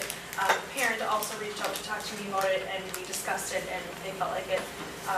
They asked what would the process be, and so I sent them the form and gave them the rules, and we talked about it on the phone, and they said they didn't go further with the process. But I too would agree that I kind of think it looks like the complainant, I guess is what they're referred to as, would not be part of that process, or part of the discussion, but it doesn't necessarily say that they wouldn't be, so we can certainly talk about that. And I didn't write this, but it's good to review it, because we certainly... And I said that would be the same issue with the library complaint, where the LMC director and building principal select members on the review committee. And I guess as a lay person or a person not part of the educational community, it seems pretty lopsided that way. And so What is the dates of the last review of I this? think that was 2000. we haven't gotten to the 800s yet. Okay, I know. We're on 4, we're halfway there. And so I don't know if you look at the, like, exhibit number 2 is what is the checklist that the committee has to go through. I don't know if you feel as though the people, as part of that committee, the people that make up that group would come up with different answers, I'm not sure. I guess common sense would tell me that the complainant would be a part of that discussion. I feel like for other people to paraphrase what they are most concerned about, and then, so I'm going to file a complaint, you guys are going to go into another room and tell me 15 days later. I feel like common sense would say they come to the table and be part of the conversation is what I feel would make sense. Stephanie, would you agree or disagree? I think so. The process is that there would be a kind of global review of the material, and so having them be part of that process just to me seems a healthier Exactly. way to go about it than we're going to do all this independent research and then we're just going to tell you about it and you didn't like it to begin with. So the process would certainly just be... Feel better. Absolutely, I absolutely. mean, and then they would go through this whole thing, and then after 15 days get a thing, and then they still would have to come to the board and say, I still object. Mm-hmm. You know, I think. So May I ask a question? If a person comes to you with a complaint about, usually I would assume it's like for an English class or something, and they don't like the material that there's a child is supposed to read, maybe they object to language or whatever, maybe they are satisfied for their child to have a different selection. Is that maybe a quicker, more, is that something that typically would happen if That does happen.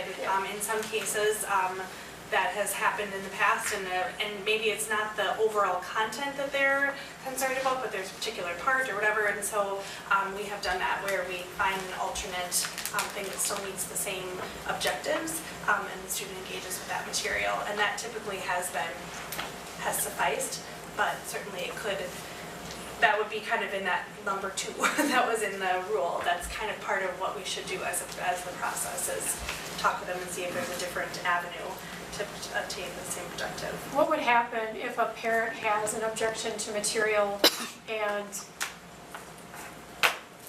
that child then maybe isn't completing the assignments or something, and so, what happens in that interim?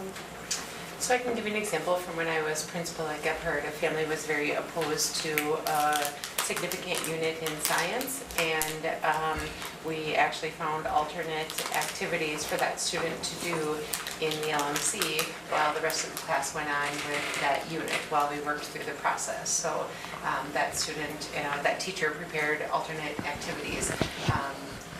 Not the same exact objectives because it was the whole unit that they were opposed to, but we certainly made that accommodation in that interim. So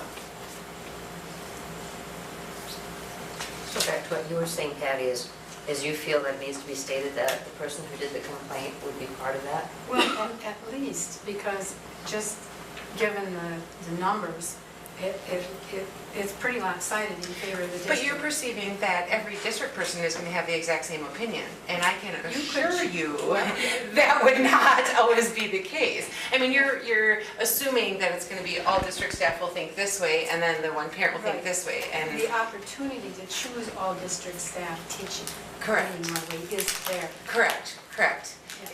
It is, but that would be silly if you're really trying to get at the heart of the complaint. To stack the deck one way doesn't feel very genuine. Shelley, with you as administrator, I would say absolutely, but you're not always going to be administrator. So I agree that, what if we added some language, the district administrator shall appoint 6 professional staff members representing the level, let me just look.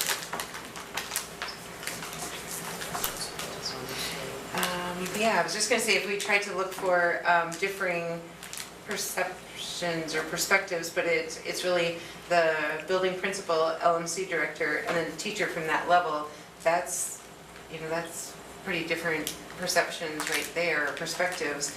We could add some language about teachers from a different level or a different building or something Well, like that, what I other would- areas perhaps. What I would suggest is that perhaps the individual registering a complaint could have some input into who is going to review it as well as, I don't know how you do that. Well, I think by the time we get to that point, we're still having conversations with those people, as we said, most of the time it's resolved before it gets to that point. Through conversation, it's resolved before it gets to that formal committee being designated, because we want to be responsive to the people well before it gets to needing to follow that. So if we're still having conversation with them, if they have a specific teacher that they do believe advocates, I mean, we certainly can try to include those people, As far as the 2 citizens from the community, that's a tough one to pick too. When you're gonna pull out a hat and, Yeah. you've been called a jury duty, except it's really curriculum review duty. And we'd like you to come. That's tough as well. Because likely it's gonna be somebody who's already engaged with school at a higher level. If they're gonna be willing to randomly serve on this, it's probably a parent that's already working more closely with the school. So, I don't know. Can it go to policy committee?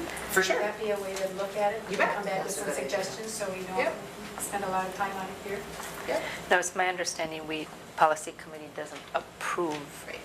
of the rules. We Right. just do the policies. Oh, but so yeah. you can't. But you can We certainly could advise. still, Advise. I think we have could be a fair. number of different perspectives on that committee, so certainly we could discuss it there and come back. And Okay. so that committee makeup is your primary concern with this process?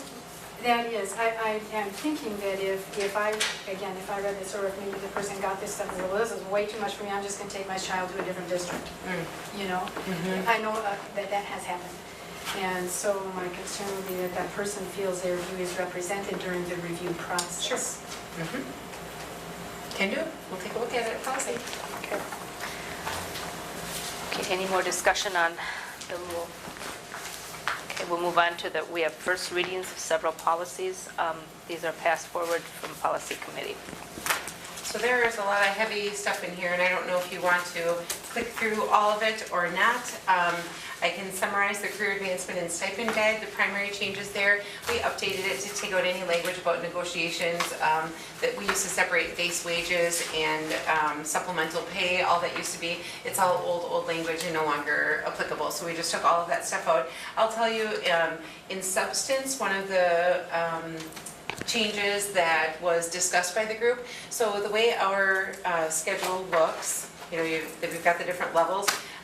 Once you hit the VIP stage down at the bottom here, you got the $665 increase each year if you earned your 30 VIP points.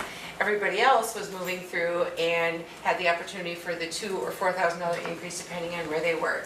If they weren't at the step of a $2,000 or $4,000 increase, remember we keep moving these cells by what we call that quality of service increase. So the board approves a 2% budget increase for salaries. So the teacher pool of dollars, we first pull out all of the people with the $2,000 and $4,000, so taking that career level step.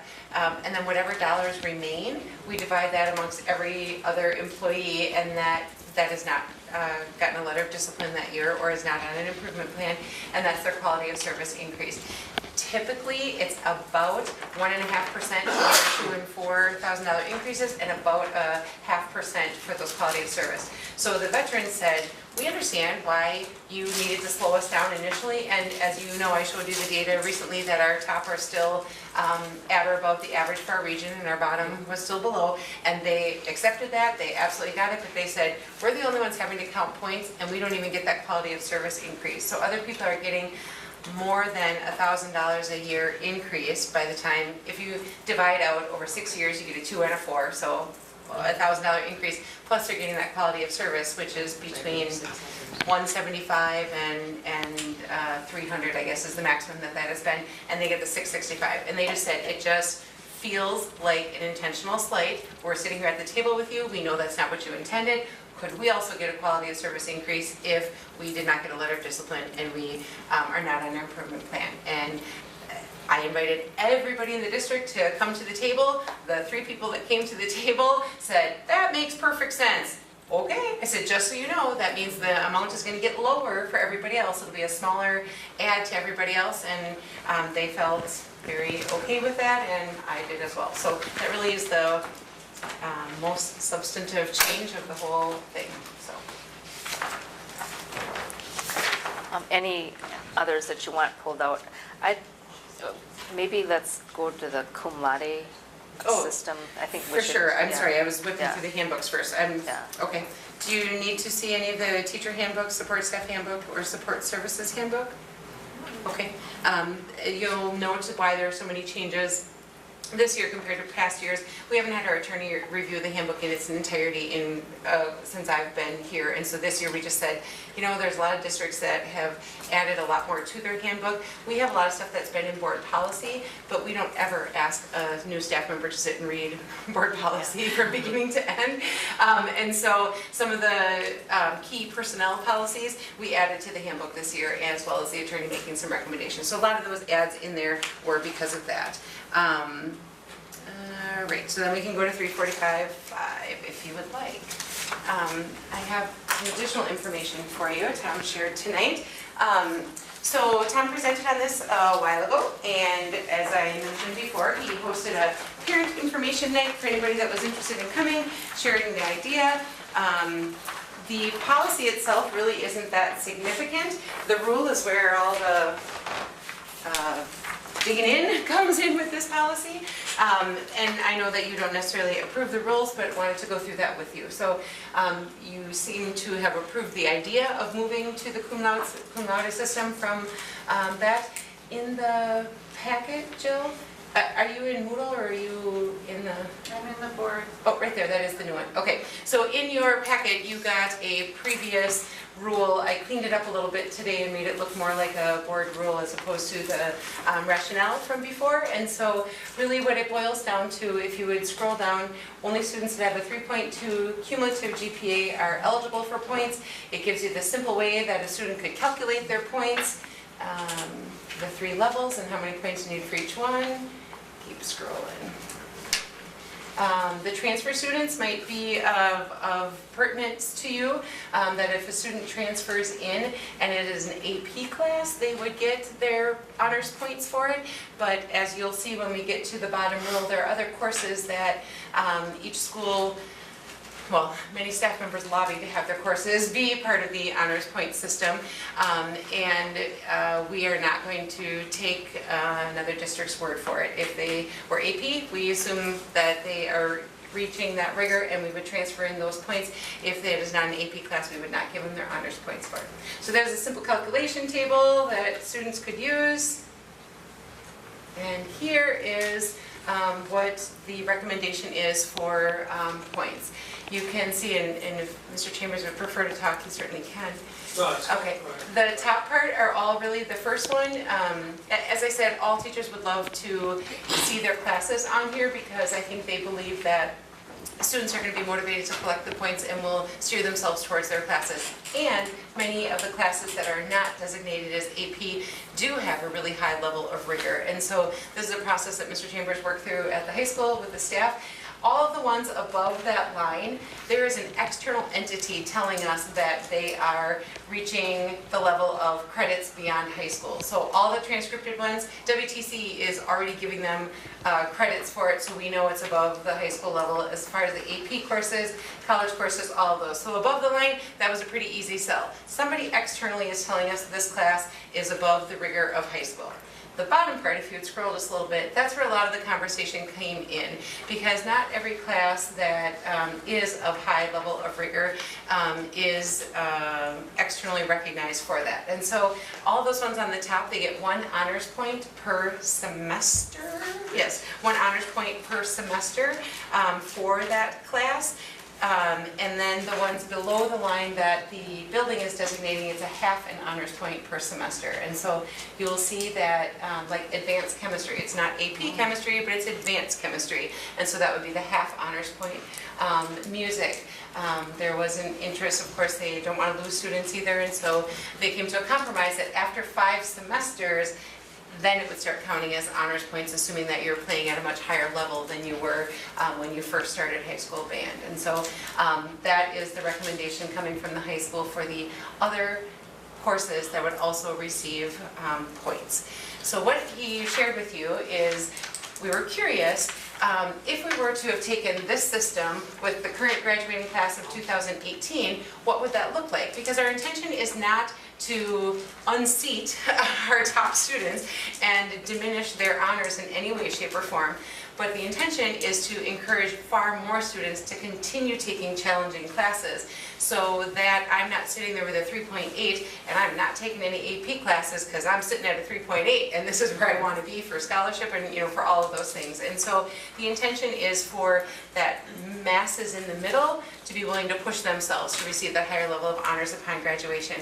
And so what Tom did is he put together, this is the graduating class of 2018, all of the students that had a 3.0 or higher. If you remember, this system would start at a 3.2. You can see there's the one example at a 3.263 that they would have received no honors even though they were eligible for that. But then there's a lot of students that currently didn't receive honors because you needed a 3.5 to receive any honors, or to receive the honors stole this year. You can see that there's quite a few kids below that that would have been recognized at some level through that. And just look at the variance of points in there. I mean, so our number 3 student, 17.5 honors points, that's fantastic. There's an 18.5. I mean, there's some really, really reaching kids. And I look at this 3.73 that's down there with 17 and a half points. So that kid knew they weren't going to be number 1 or number 2 in the class, but holy cow, did they keep pushing themselves all the way through. 17 and a half points. They didn't coast to any of their final semesters, and that's really the goal of what we're talking about, that they would feel motivated to do that. So So what thank are you these- for putting this together, Tom. What do these chart points mean?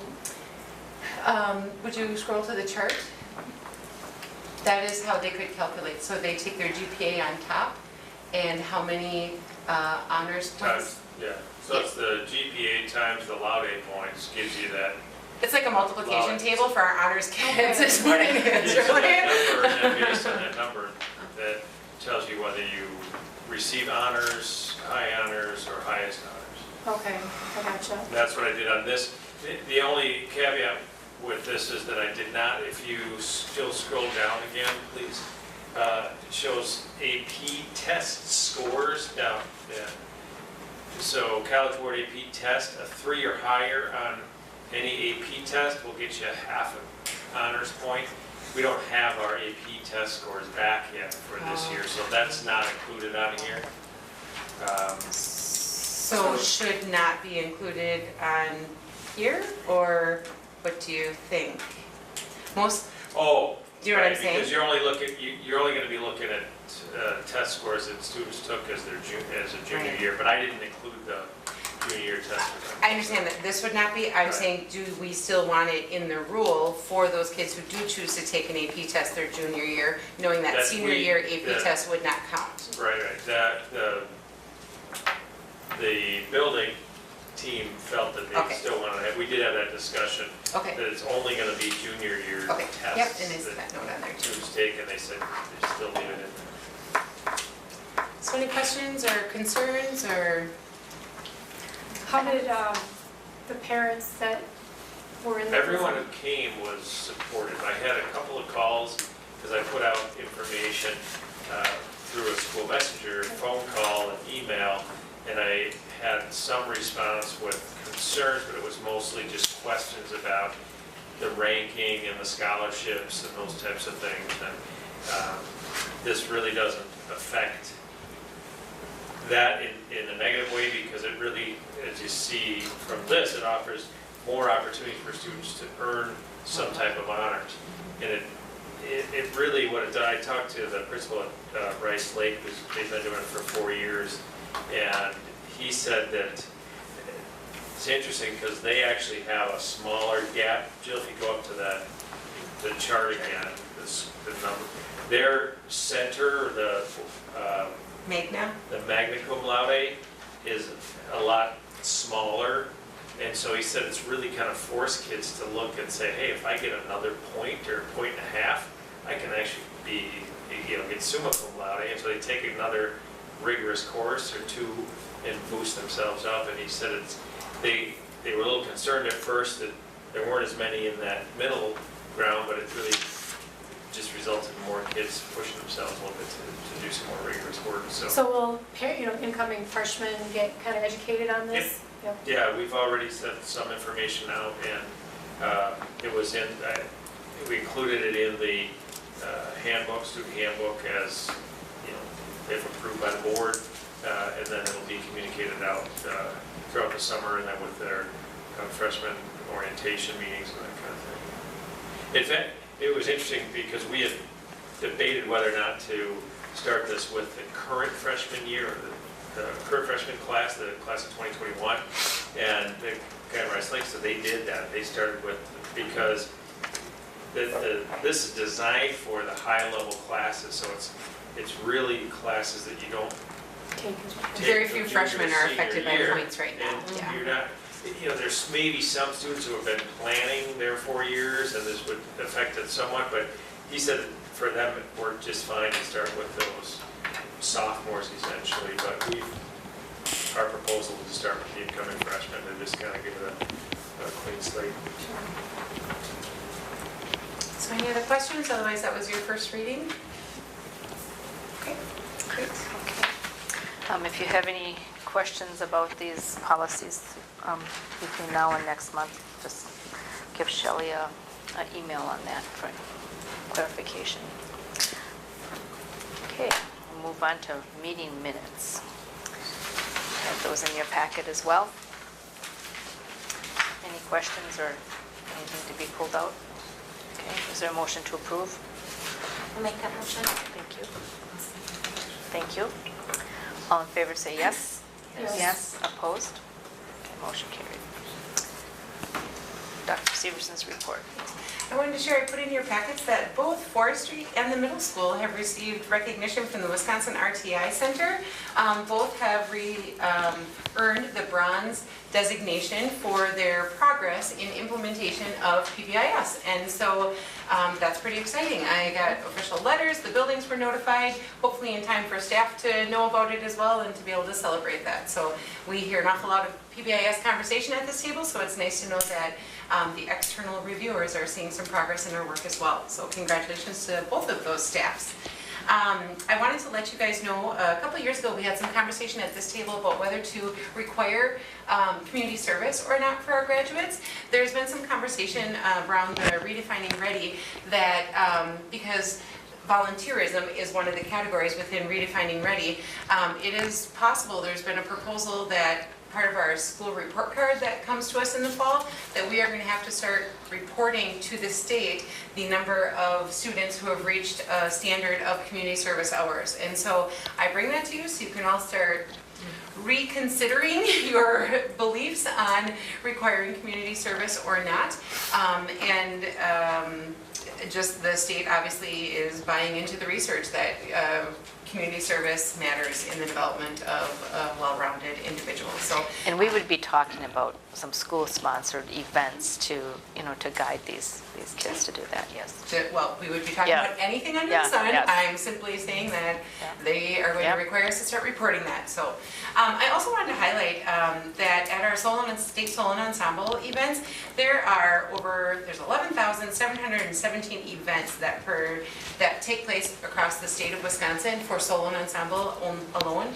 Only 3.9% of those, or 460 of them, receive an outstanding exemplary performance designation.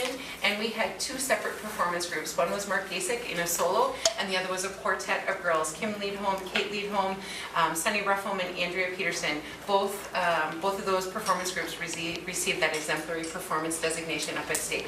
They're all seniors and so are moving on, but that is pretty exciting for them when you consider how many performances happen. We need to talk about a board development session so that we can finalize that board self-evaluation. I will do a doodle, but I have no idea what the end of June or July brings for you guys. So afterwards, if you could tell me if there's like just weeks that are out for you, I could put out a lot of dates and we still wouldn't have 100% participation. So if we could talk a little bit about calendars, that would be great. I also am curious, as we are looking to hire several new administrators, if the board could share with me your feelings on administrators coaching athletics or supervising co-curricular activities, that kind of stuff. If you have thoughts or philosophical beliefs on administrators also being coaches. And I'm not asking for a vote, I'm asking for your thoughts.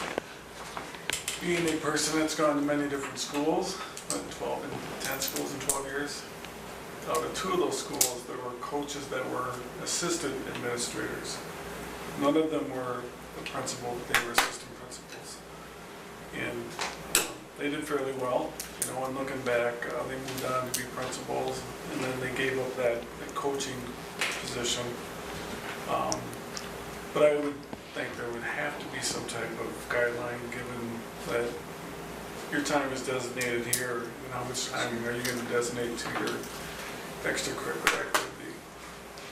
But and can I just, for clarification, does it matter if they are the head coach or an assistant coach? I definitely heard assistant administrator, but I'm wondering about the coaching, if head or assistant matters. They were both assistant coaches as well. But yet in the neighboring district, we have a superintendent that's been a head coach and has functioned at a high level. I don't think you can do a blanket statement, but I think you need to make sure that that person knows that the school hours are this to this.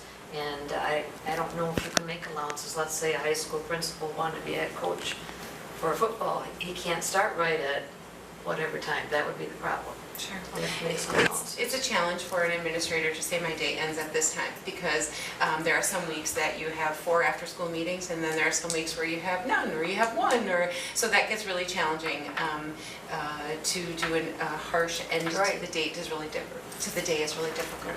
Do others have thoughts on that? One of the thoughts I had about it was that if you have somebody, especially if they're in a head coach position and your season or seasons are not going well, you get a lot of pushback from the community on that, a lot of negative pushback. And you don't want, to me, it seems like you wouldn't want whatever's happening on the field to impact relationships between parents and students in their administrative role. Especially when it's higher profile sports like football and basketball. But would you want to discount a wonderful candidate if they were interested in coaching? That's what I've been thinking about that too. What if, one of those candidates is just so outstanding, I have no idea what they are. I'd hate to say, no, you can't have this position because you want to coach too. I almost feel like we have to be consistent regardless of who that might be, simply because if you make exceptions because somebody's so good, then you're accused of treating people unfairly, differently.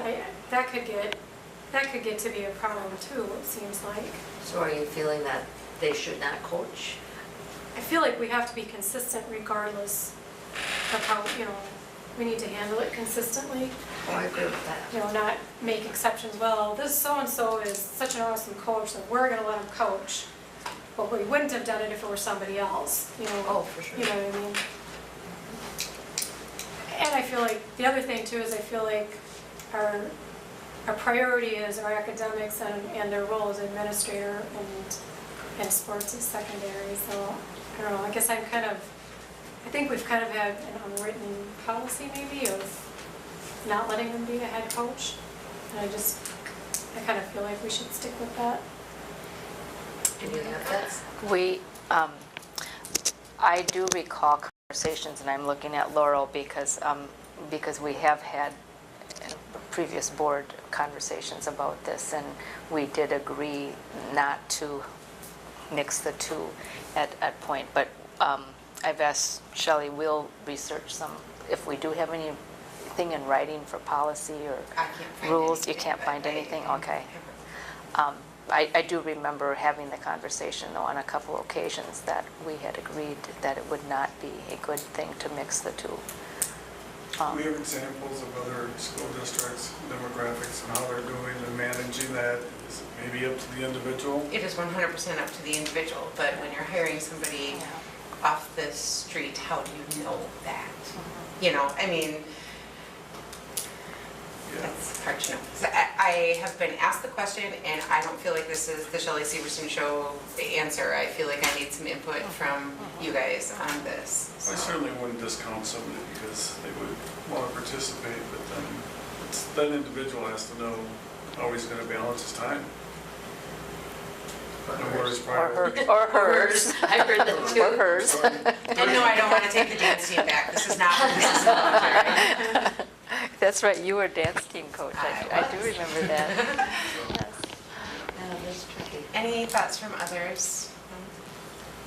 I think it would depend on where they are in the scheme of things. Certainly a person higher up in administration, superintendent or principal, you would want to know that they were devoted to the academic achievement of the kids.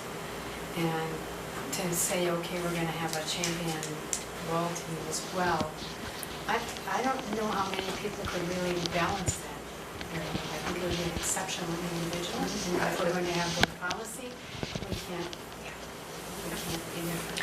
I think I was going to say maybe this would be a question to ask our principals. Do you feel as principals that, being on the field for practice or whatever by a certain time, versus after school issues that you have to deal with or meetings or whatever, that there would be a lot of conflicts between those two? Yes. Yeah. Is that different at different levels of, you know, like say you had an elementary principal, do they have as much happening as a high school principal does? The after-school time for sure, not later evening perhaps, but the after-school time is probably pretty equal, I would think. Yeah, okay, because it seems to me that most of those practices are taking place right after school, and it just seems like you'd have. A very, sorry for interrupting, but a very good backup plan. If you're not, like Shelley and others said, you don't have meetings every single day, you don't have issues every single day after school, but when you do, you have to be there.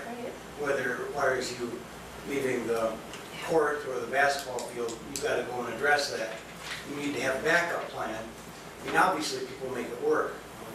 John Geyer, Tom Andrews, who's a principal and superintendent, I mean, any number of administrators, but I think somebody else mentioned too, it takes an exceptional individual to make that happen, and to discount him or her, I think is something to consider also.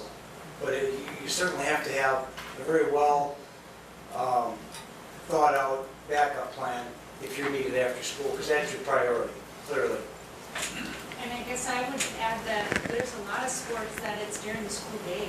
You know, we have coaches that teach in our building, and depending on the sport and how far they have to travel, they're leaving during the school day. But that depends on the sport, so. And I officiated track meets for 20 years, and, you know, did that my first couple of years here, but even in that, where it's a day, you know, probably 6 times, it just always felt like there was some kind of conflict that I was shuffling something, and so I didn't, you know, I gave that up this last year, just because I needed to have that commitment to those unknown things. I'm hearing, you know, kind of the same from everybody. Is there a difference being an assistant or what you said, Rick, just doing an activity involved with sports? Assistant coach versus the head coach? Do you see any difference of time commitment on that? I think that depends on the sport too, because there are certain assistants that are in charge of the entire JV team, and they run that practice, and that's an entire group of kids that they're responsible for. That, you know, in other sports, you know, assistant might truly be an assistant, the backup, and the head coach can still run the practice without them. Both of those go to Dave's comment about needing the solid backup plan. Yeah, backup plan, exactly. Well, then if it doesn't work out, let's say the balancing that needs to take place isn't happening, and you need to tell that person that they need to quit their coaching, that could get to be an uncomfortable situation, let's say, for whoever has to deal with that. I'm glad you asked the principals, Amy, because I think those are the people that can speak to that more than us. Yeah, right. That's much better. An interesting thing going through the principal program in college, probably 80% or better, just a rough estimate, but a very large portion of the people going through administrative degrees have some kind of coaching background. I don't know if that's the leadership piece of that, but there's always just a really large portion of that group that is something they've done throughout their career, so question to ask, for sure. Thanks for that feedback. That was all that I had for the report. We'll move on to WASB report. Well, first of all, I'm going to go to the FFA convention. I attended the state FFA convention, and they sponsor a day of leadership training and bring in some heavy speakers. But our district received a state award. We have a state officer, Sierra Kaboski, and I went on stage and she introduced and talked about the great support that we give the organization. And I'm always so impressed with FFA. But that goes to our school, okay? And then the WASB convention committee met for our January convention, and feeding off my seeds that I planted in January in my speech, the title is Leading for Excellence and Equity. And the latest thing that we accomplished at a board meeting a week ago was to actually approve a belief statement on equity, and I'll forward that on to you too, as a state organization. Just out of curiosity, do you personally get to have input on what the overriding view is for the Well, convention, or is that? Yeah, I did kind of plant that seed, and then the convention committee talked about the possible direction that the Okay. associations are going in. At the convention committee, it's equally represented by WASDA and WASBO, and then WASB, and some community members. So and they have staff from all of those organizations as well as board members on the committee. So, and all those committee members will be reviewing the submissions for the breakout sessions and rating them, getting that going. So, any questions on that? That's all I have. Anyone else have any conference attendance? We now are to future agenda items. Oh, did you want the administrators to report? Did you want more? the administrators to report is the question. Did the administrators, I'm sorry, I'm backtracking. Anything else to report? But I did want to share that the Wisconsin American Indian Summer Institute, I just wanted to share that we have 14 people from our district attending that week-long institute, July 30th through August 3rd. So we were pretty excited to have a nice showing, and it's across the board. So, but they'll know. Okay, thank you. Anything? Okay, Tim? You guys may or may not know this, but Amy Olson was selected as the 2018 Outstanding Middle-Level Art Educator by the Board of Wisconsin Art Education Association. I did not know. Very happy and proud for Amy and all the hard work she does, and in the classroom and on the coaching field.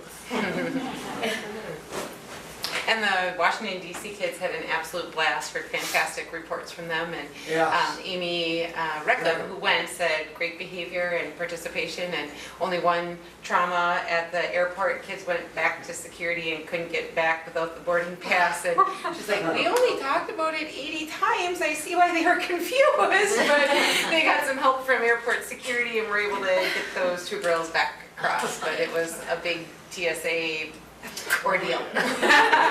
Let's just say a big TSA ordeal, but she had a great time. She's already asking about dates for next year. So And how about the New York? I haven't heard, when does New York get back? They're back. They're back. They just, New York. okay. New York went well. Great. They had just a couple minor issues apparently where they arrived at the, Oh, yeah, the later Bible. yeah, they arrived at a place a day before they were expected. That was But they got to see Phantom of the Opera and Aladdin and all kinds of touring, and yeah. I followed via Facebook and it looked like they were having a great trip. Okay, let's go back to future agenda items. I'll make one more announcement. One of our SRL, our Student Reporting Lab students, was again selected as one of 25 from the United States to go to DC this summer to work with PBS I saw that. mentors there. Memphis, Cleveland will be going out to DC for that training. Great, so awesome. Any items for future agendas? Well, I'm sorry. I noticed, there, in one of the handbooks addressing the lunch and learn thing, so maybe now that there's been more time and planning involved, it would be kind of interesting to hear about that. And I noticed, I think I saw you guys at Revolution one day and having a lunch with some of the kids. That was, Or was that not a lunch and learn thing, but a? nope, that okay. was for starting a Rotary Interact Club in the high school. I have that down, the Lunch and Learn update. And then we have been part of a consortium, Native American or Indian Language Revitalization Grant with the School District of Toma and Wisconsin Dells and Black River Falls. And the writer of the grant and facilitator is making her rounds to all 3 school district board meetings, and she will be here in July to share an update with you guys on our work in that partnership. Is there anything else that you guys can think of?